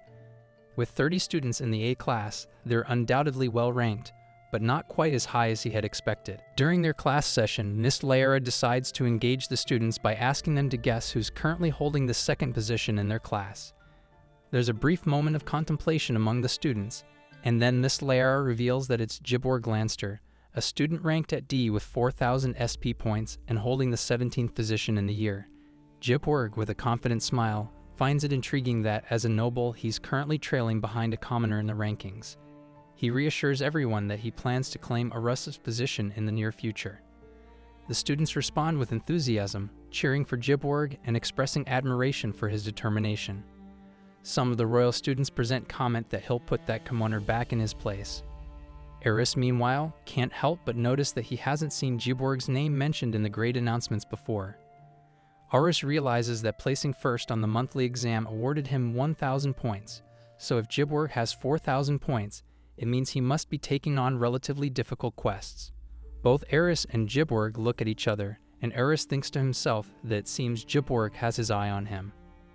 Eris tells himself that he doesn't have time to play games with his classmates. His goal is to be exempted from these classes among other things, and in his eyes, Giborg doesn't seem like such a big deal. Eris thinks that at this point in time, both Rua and Rina are superior to him in terms of actual strength, but Giborg's large amount of SP points raises questions about whether there's some kind of secret behind it. After school, they head to a D-rank training facility open only to students with D-rank grades and above. Rua mentions that it's all thanks to Eris because their ranks are E, and they shouldn't be allowed in, but Rina explains that accompanying someone of rank D or higher is acceptable. They chat excitedly with each other, examining various items they plan to use. Eris observes them talking excitedly and thinks they are clearly enjoying themselves. Rina, however, feels a bit uneasy about having a plan to themselves in this place again. Rua ties her hair back and comments that it's hardly their fault. There are too few students who have managed to achieve D rank so far. Rua and Rina both prepare themselves and agree to undergo intense training. Inside the training center, there are training stones. Rua uses her ice arrow and hits one, scoring 138 points. She becomes happy and excited, declaring it's her new high score. Rina uses her fireball to hit a training stone, which displays 101 points. Rina happily exclaims that she can finally score in the triple digits. Eris thinks about how Rina's score was less than a third of Rua's during the monthly exam and how quickly she's closing the gap. He believes it won't be long before their scores are equal. Rina approaches Eris and reminds him of his promise since she has now scored 100 points. Eris wonders if he had made any promises, and Rua looks at Rina with a little shock. Rina explains that if she scores over 100 points, she won't need to use the candy anymore. Eris, standing there, recalls vaguely saying something like that. Rina continues with a slightly embarrassed face that she will be fine because she came prepared for this. Rina closes her eyes, and Eris looks at her, wondering how eager Rina is for a kiss. Instead, he approaches her and puts a lollipop in her mouth. Rina finds it sweet and suddenly opens her eyes in shock, asking why her training is so different from Rua's and calling it unfair. Eris tells her he can't put it into words, but if he had to explain, he supposes it's because Rina's efforts seemed a bit half-hearted. He reassures her that the candy should suffice for now. Afterward, Urus suggests moving on to their next assignment, enchanted magic. He asks if they know what enchanted magic is. Rina, sounding annoyed, tells him not to treat her like a fool because she knows the basics. She proceeds to explain the process of enchanted magic and mentions that it can also affect specific attributes, such as altering the speed of a bullet. Rina emphasizes that enchanted magic is the foundation of magic, the first thing that anyone aspiring to become a sorcerer must learn, and she states with confidence that she has fully mastered it. Eris thinks that's a bold claim, so he supposes it would be faster to put Rina to the test. Urus asks Rina if she carries a sword, and Rina agrees, mentioning that it has been her partner since she was 5 years old. Urus holds a small piece of paper and asks Rina if she can cut through this piece of paper using enchanted magic. Rina confidently says that with strengthening magic, she could cut even the thickest of books in half. Eris replies, "We'll see about that." Eris then points out that in a fair contest, Rina would have no trouble cutting through paper. However, with a sufficient skill gap, such assumptions can be easily overturned. Rina becomes angry and points at him, accusing him of looking down on them again. Eris responds by saying this is a test, and if she has time to boast, she should make a move already. Rina charges at Eris, warning him that if he gets hurt, it's not her fault. However, Eris stops her sword attack with that piece of paper, leaving Rua and Rina looking at him in shock. Eris comments that it was quite a lot weaker than expected. Rina is shocked as she looks at her sword, noticing some damage where it hit the paper. Eris explains that, as they can see, enchanted magic can make even a scrap of paper into a solid defense. Eris advises Rina not to try it without a considerable skill gap. He then informs them that their next assignment is to hit a target from their current position using a piece of paper, and if they can do that, they will pass. Eris reassures them that since it's their first training session, it shouldn't be too hard. Rua and Rina, however, look at him with absolute shock. Eris apologizes and asks if he set the bar too low, suggesting that he can change the conditions and make them stand a little further away. However, Rua and Rina immediately interrupt him, exclaiming that there's no way they can do that. They both express shock and think that his training methods and common sense are both irregular, concluding that it's totally impossible. Eris looks at them with a puzzled expression.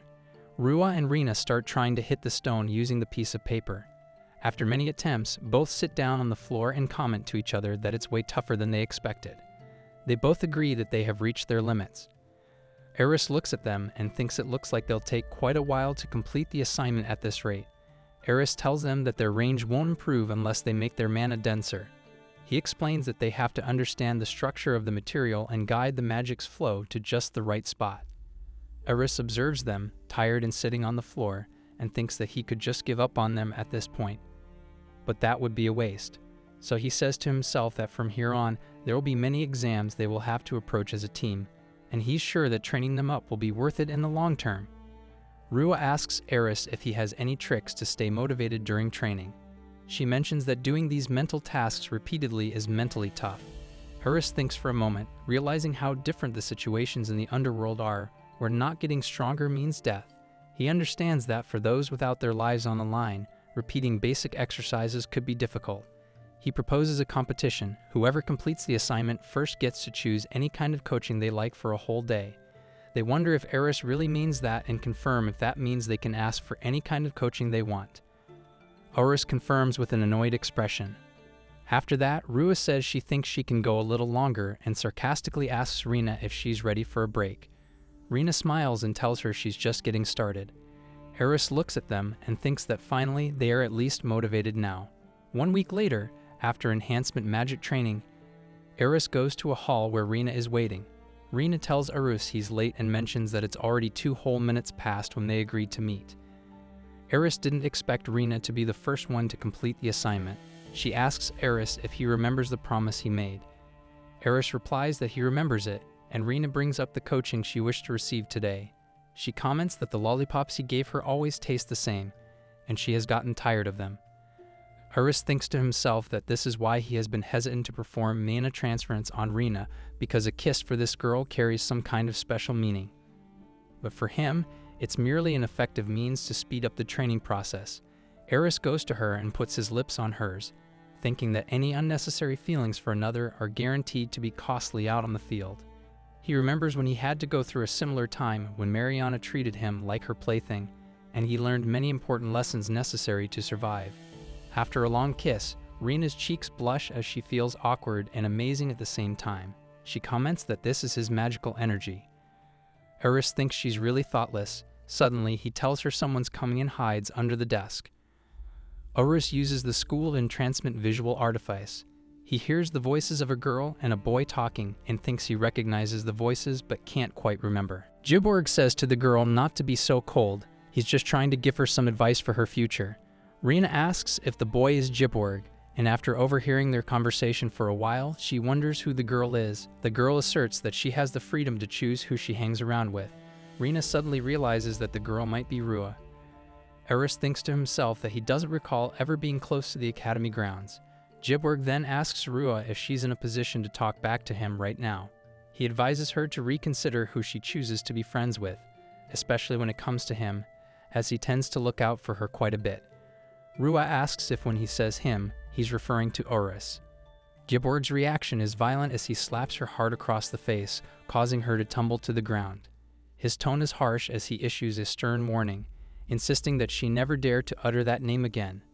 He emphasizes that she is his fiancée, and as such, she is his property. He demands to know if she comprehends the gravity of his words, making it clear that he will not tolerate her behaving as she pleases. Rina, though incensed, is held back by Eris, who intervenes. Rina acknowledges the shock expressed by Giborg, but comments that she was equally taken aback when she first heard it herself.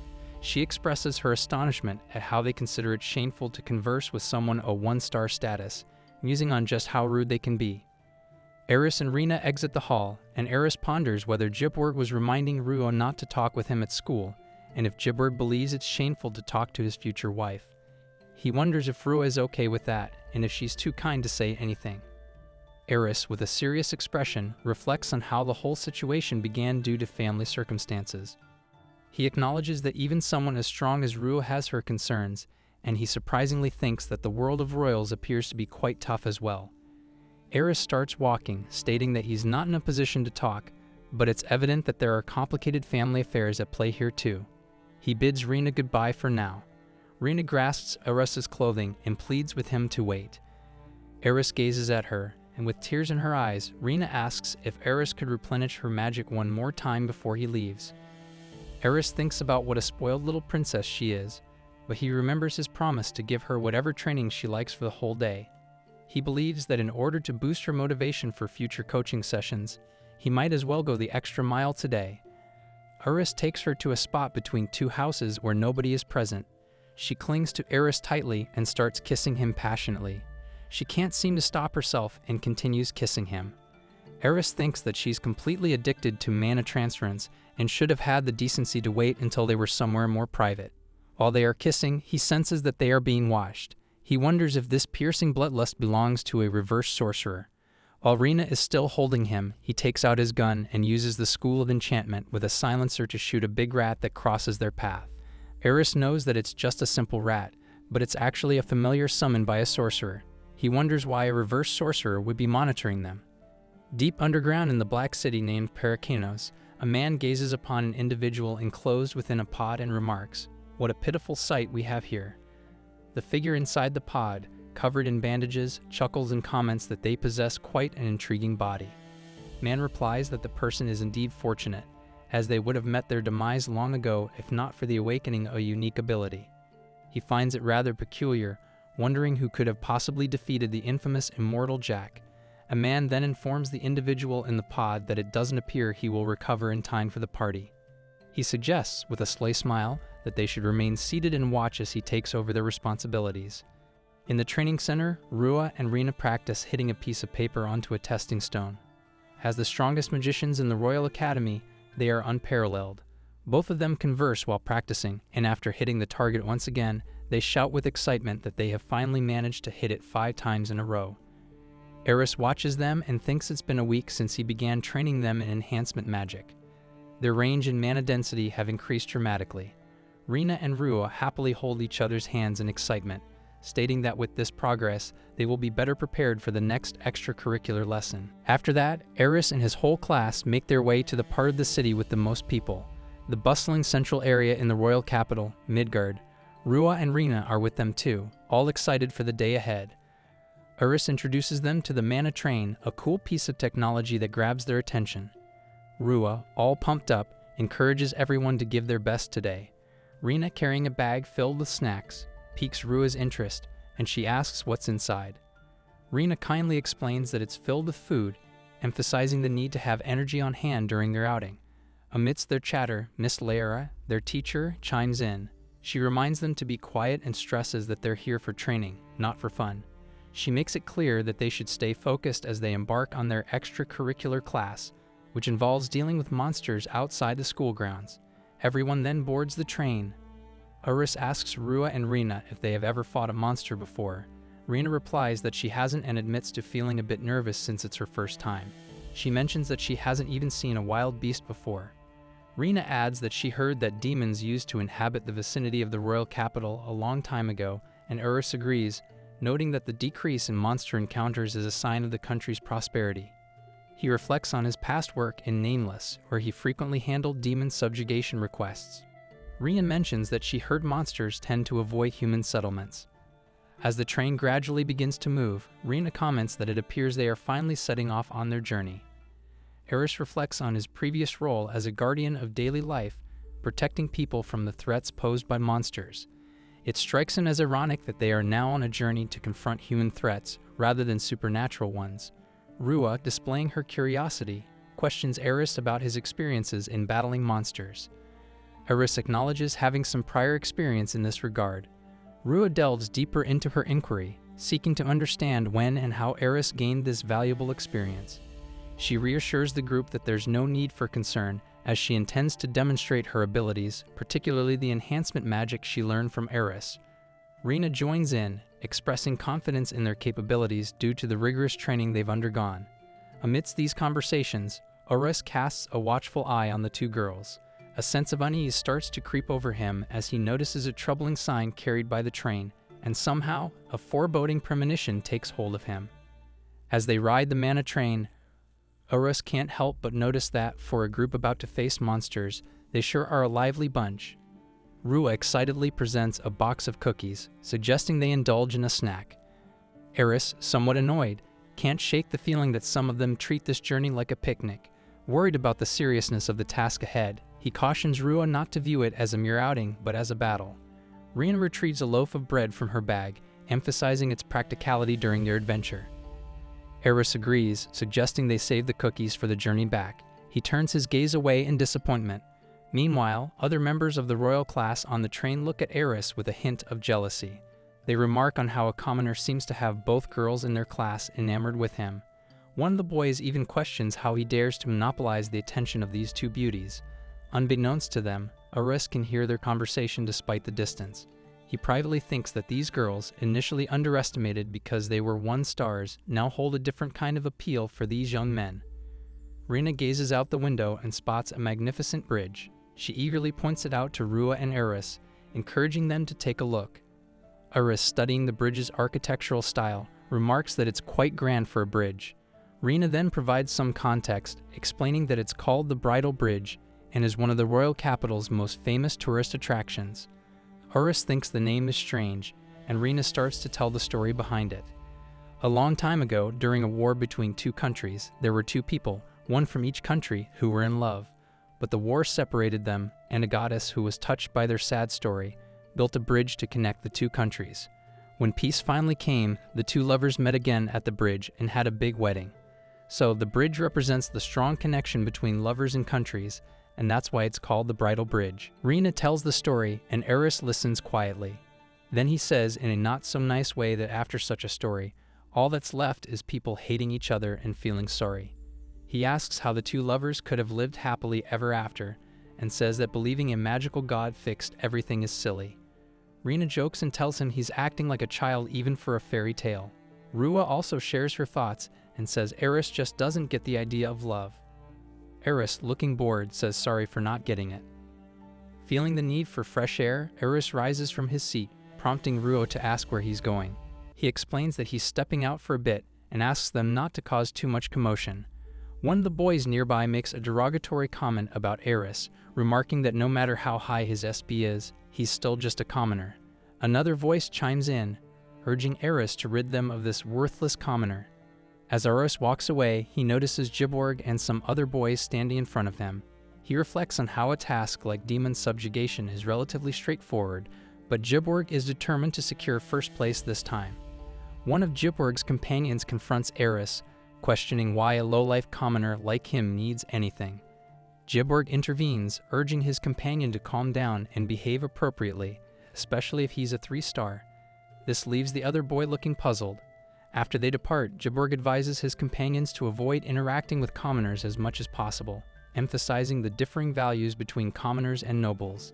He expresses hope that Eris, despite his commoner status, won't attract monsters and tarnish the school's reputation. Eris overhears their conversation and silently hopes he won't get entangled in any troublesome situations. They finally reach their destination, Ronas Plain, a neighboring town situated between St. Bell, the trading city, and Midgard, the royal capital.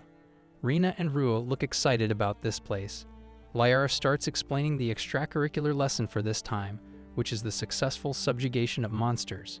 However, she mentions that most of the students haven't fought monsters before, so Miss Lyra gives them a brief overview of what will happen. She shows them a picture of a rabbit in the book and explains that the monster they have been tasked to hunt is this one. The common folks call this monster the horned rabbit, and she tells them it's quite docile and doesn't attack humans. Aris deems it a sensible choice for a beginner's hunting task, and Miss Lyra informs them that in this event, each kill will earn them 100 SP. This revelation leaves everyone in a state of shock. Miss Lyra offers a precautionary warning, advising them that within the forest, aside from the horned rabbits, there are other monsters lurking. Therefore, she urges caution, emphasizing the need to avoid venturing too far and to always remain vigilant. The prospect of earning 100 SP for each rabbit they slay brings joy to everyone, their happiness evident. Eris believes that they shouldn't underestimate the task of subduing monsters. He further acknowledges that while the horned rabbit is considered a low-risk monster, it may still pose a challenge for beginners attempting consecutive hunts. With these thoughts in mind, Miss Lyra initiates the subjugation, expressing the belief that first-hand experience will reveal just how much their magical abilities have improved. Aris continues to stand his ground, ignoring Rua and Rina's urging to hurry, as they worry that there won't be any monsters left in the forest. Eventually, they decide to dash toward the forest themselves. Rua spots a horned rabbit and attempts to hit it with an ice arrow, but the rabbit's speed proves too much, and she misses. Without delay, Rina launches a fireball at the creature, but her aim is off as well. Disappointment sets in as they realize they couldn't land a single hit on the rabbits. Turning their attention to Eris, Rina inquires about his progress and watches as Eris effortlessly dispatches 7 rabbits in an instant. Eris privately reflects on how Rua had thought there were many, but in reality there were just 7. Impressed by Eris's skills, Rua and Rina express their admiration and ask him how he achieved such a feat.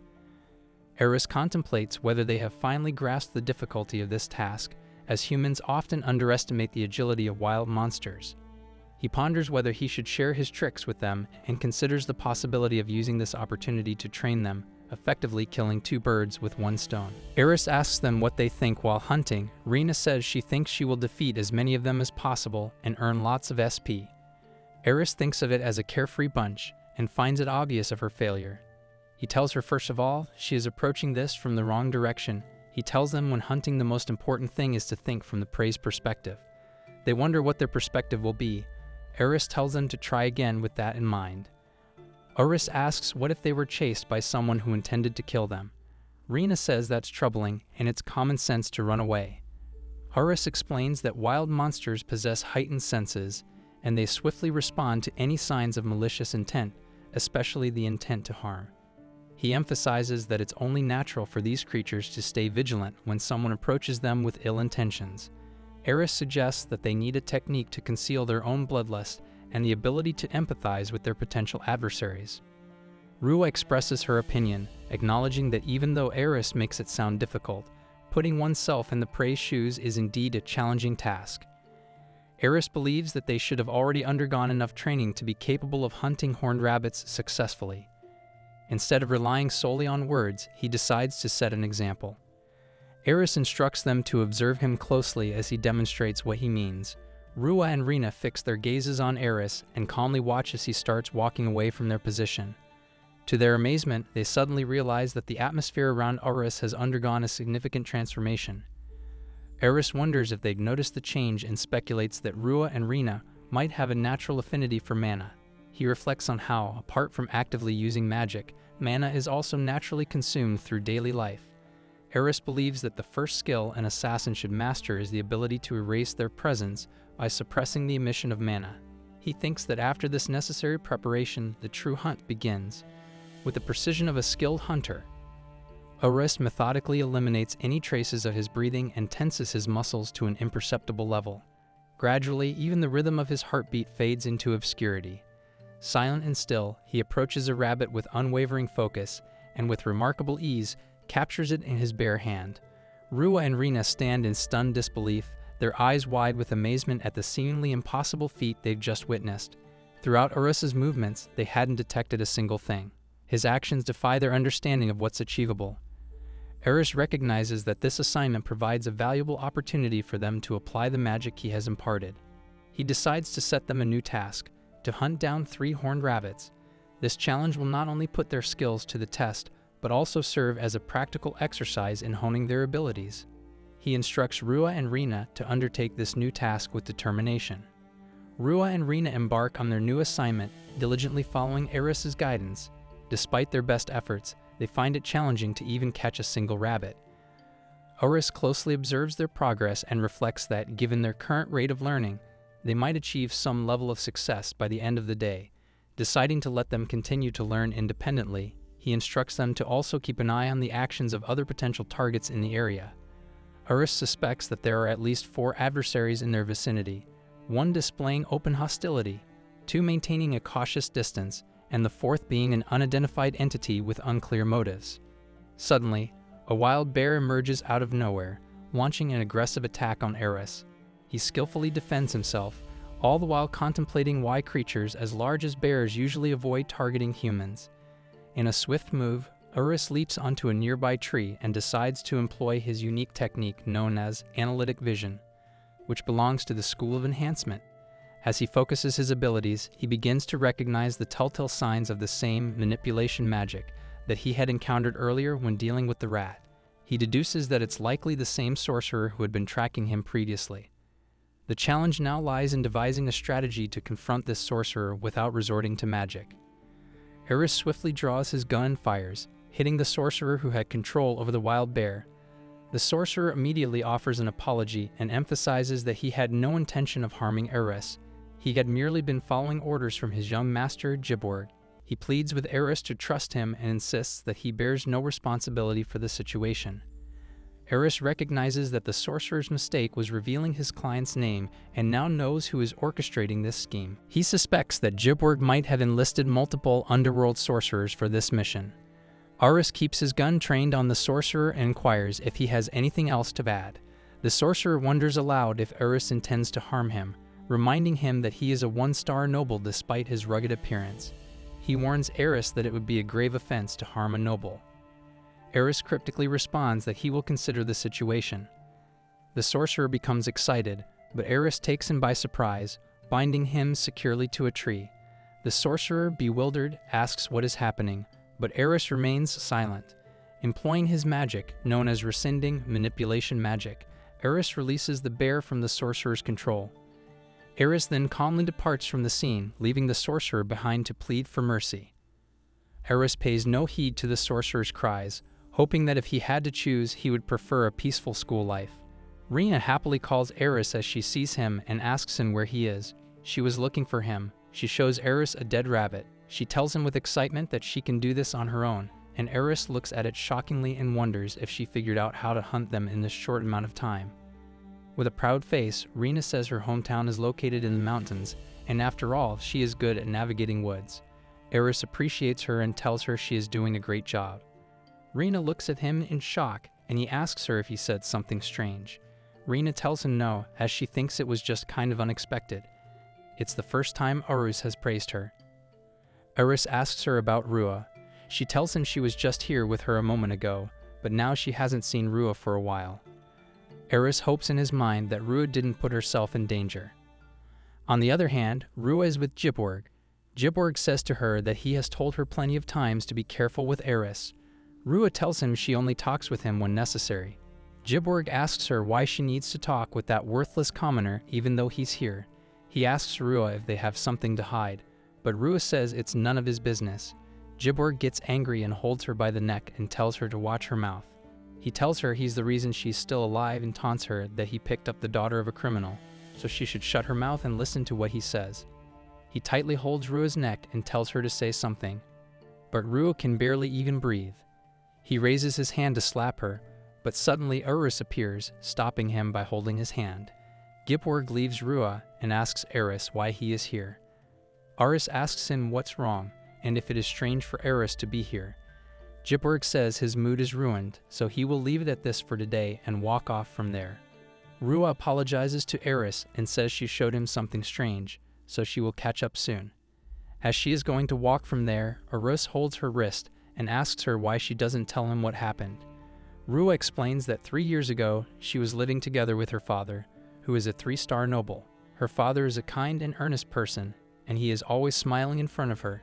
He works as a drug discovery specialist for the government, and out of habit, he always says to her that he wants to create a world where the nobility and the common people are equal using the power of medicine. She is filled with admiration for her father, and however one day, a person in black enters their house and destroys everything they have. Rua begins to recount her past to Eris, taking him back to a time 3 years ago when she is just 12 years old. On that particular morning, she wakes up early and warmly greets her father, Mike Artemisia. Her dad, a distinguished pharmaceutical scientist and a 3-star noble, is taken aback by her early awakening. He inquires if she has risen early for work, but Rua clarifies that he had made her go to bed early the previous night, which explains her early wake-up call. As they engage in conversation, Rua notices an unfamiliar scent in the room. Her father chuckles and attributes it to the assortment of medicines and their diverse ingredients gathered from all corners of the world, stored within their home. Her curiosity is piqued, and she spots a machine in the room, feeling a tad perplexed. Her father takes a moment to explain that the components of these machines are exceedingly rare, even in the bustling markets of the capital. He further elucidates that the medicines produced in their laboratory reach a multitude of people, painting a vivid picture of a pharmaceutical scientist's challenging life. Their enjoyable conversation is suddenly interrupted by the unexpected arrival of a man. He informs Rua that they are in an official government research facility, implying that her father, Mr. Mike, is overly lenient with her. Mike apologizes to the man, explaining that he will be leaving soon and entrusts the work to him since he won't be returning that day. Rua expresses her dislike for the man to her father, but her father dismisses her concerns, praising the man as a remarkable researcher and a fellow colleague dedicated to serving the townspeople. Just as they resume their chat, a woman approaches them from behind, addressing her father as Mr. Artemisia and confirming his identity. She urgently explains that her mother's condition has once again deteriorated and the medication they have on hand seems ineffective, necessitating swift action. Without hesitation, Mike declares that they are in a hurry and urges Rua to join him. Together, they reach her ailing mother and initiate the necessary treatment. After some time, Mike reassures the lady that she will soon recover, having done everything within his capacity as a pharmacist. The lady expresses her heartfelt gratitude for his assistance, despite her status as a commoner. Mike then imparts to Rua the motivation behind his relentless dedication to helping those in need, even if they are not of noble birth. He explains that the people she encounters in her daily life often find themselves in dire situations, requiring assistance.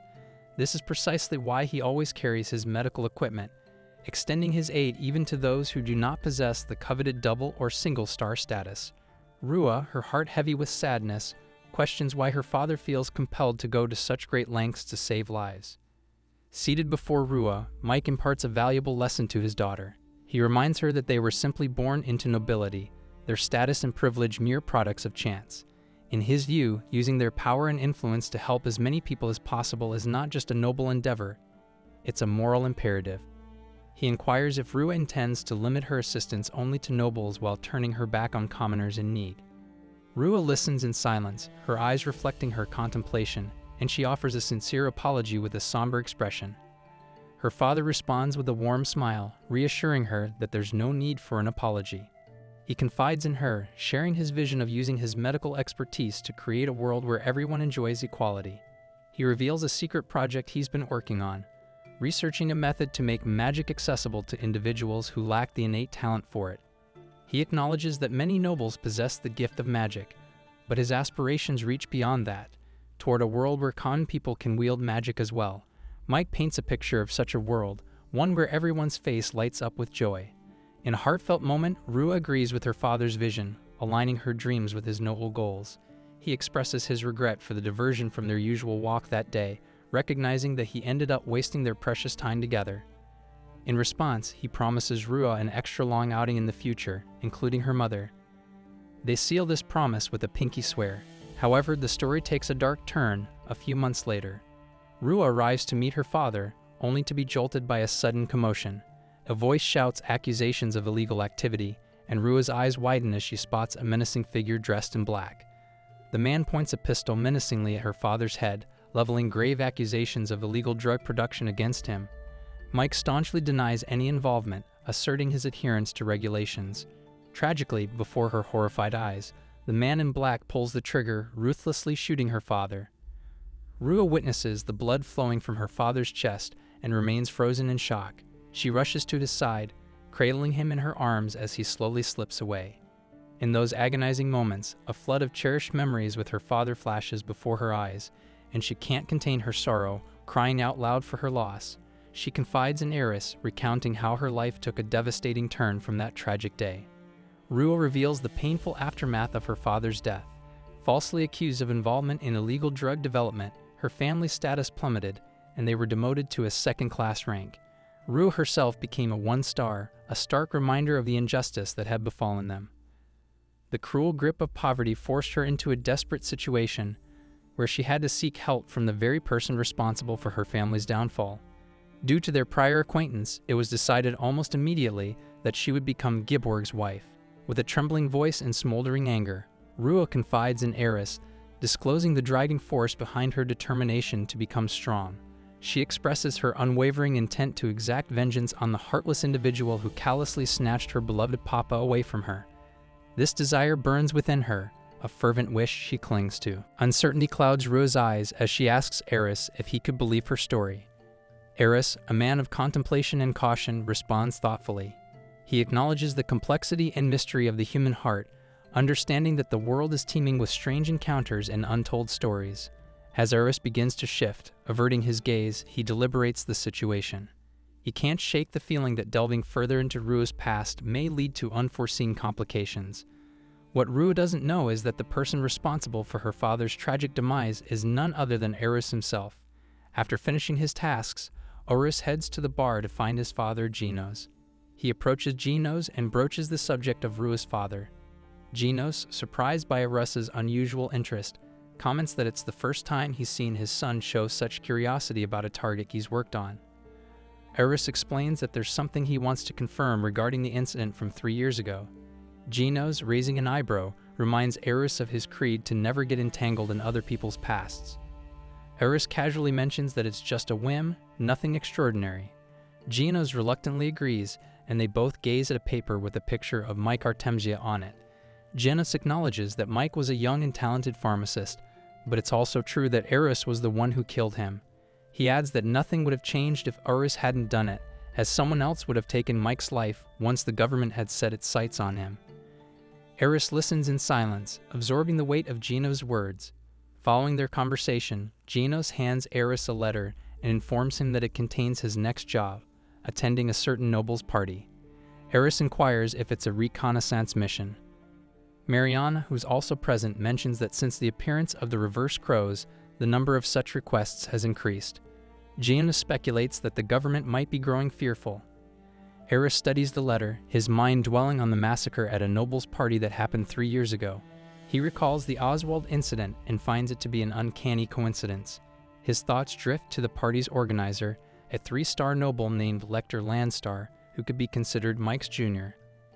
Eris strongly suspects that this mission may, in some way, be connected to Rua's family. Genos remarks that it's all too convenient to label it a mere coincidence, likening it to a clever prank. Orist adds that it's almost as if God doesn't exist, given the world's ugliness, a testament to that belief. On the other hand, the underworld sorcerers kneel before Giborg, their heads bowed in submission.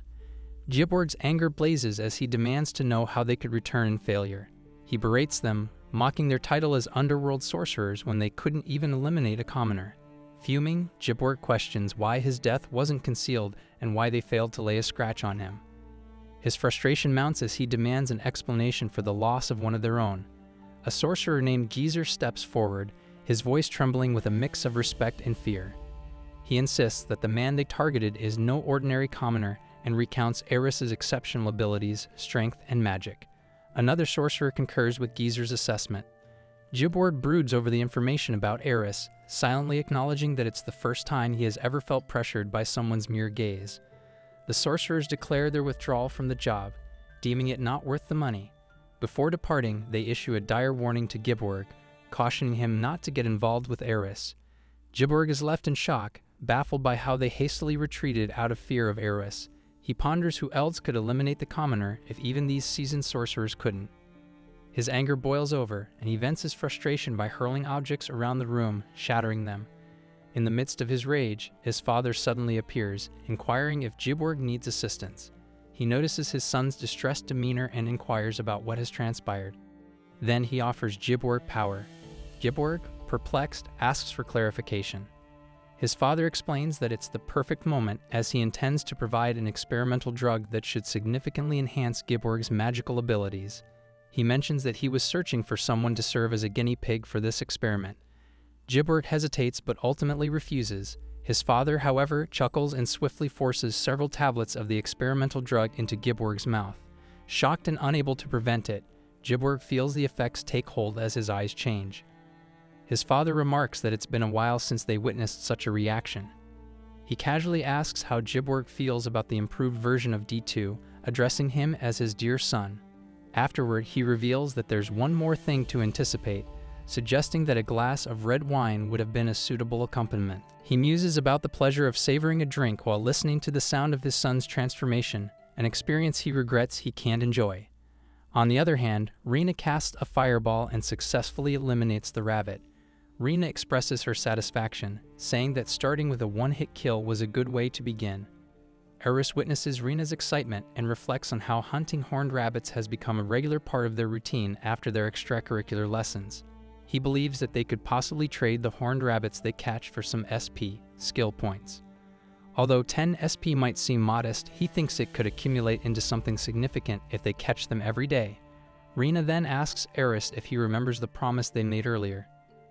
Eris inquires if the promise was to allow Rina to receive any type of training she desires. Rina confirms this and mentions that she actually wants to ask him for something else this time. Eris agrees but points out that they just performed a mana transfer after school today. Rina clarifies that this request is different from their previous activities. Meanwhile, Rue appears, announcing that she has completed her task as well, having frozen the horned rabbits. Rina approaches Eris and whispers that she will share the details later, once they are away from Rua's presence. Rina expresses her appreciation for Rua's work, leaving Eris wondering why Rina wants to keep something hidden from Rua. He speculates that it might be related to Rua and Giborg's interactions. Rua joins the conversation and asks Eris about their next task now that they have completed this one. Eris takes a moment to ponder and suggests that they try to come up with their own challenges.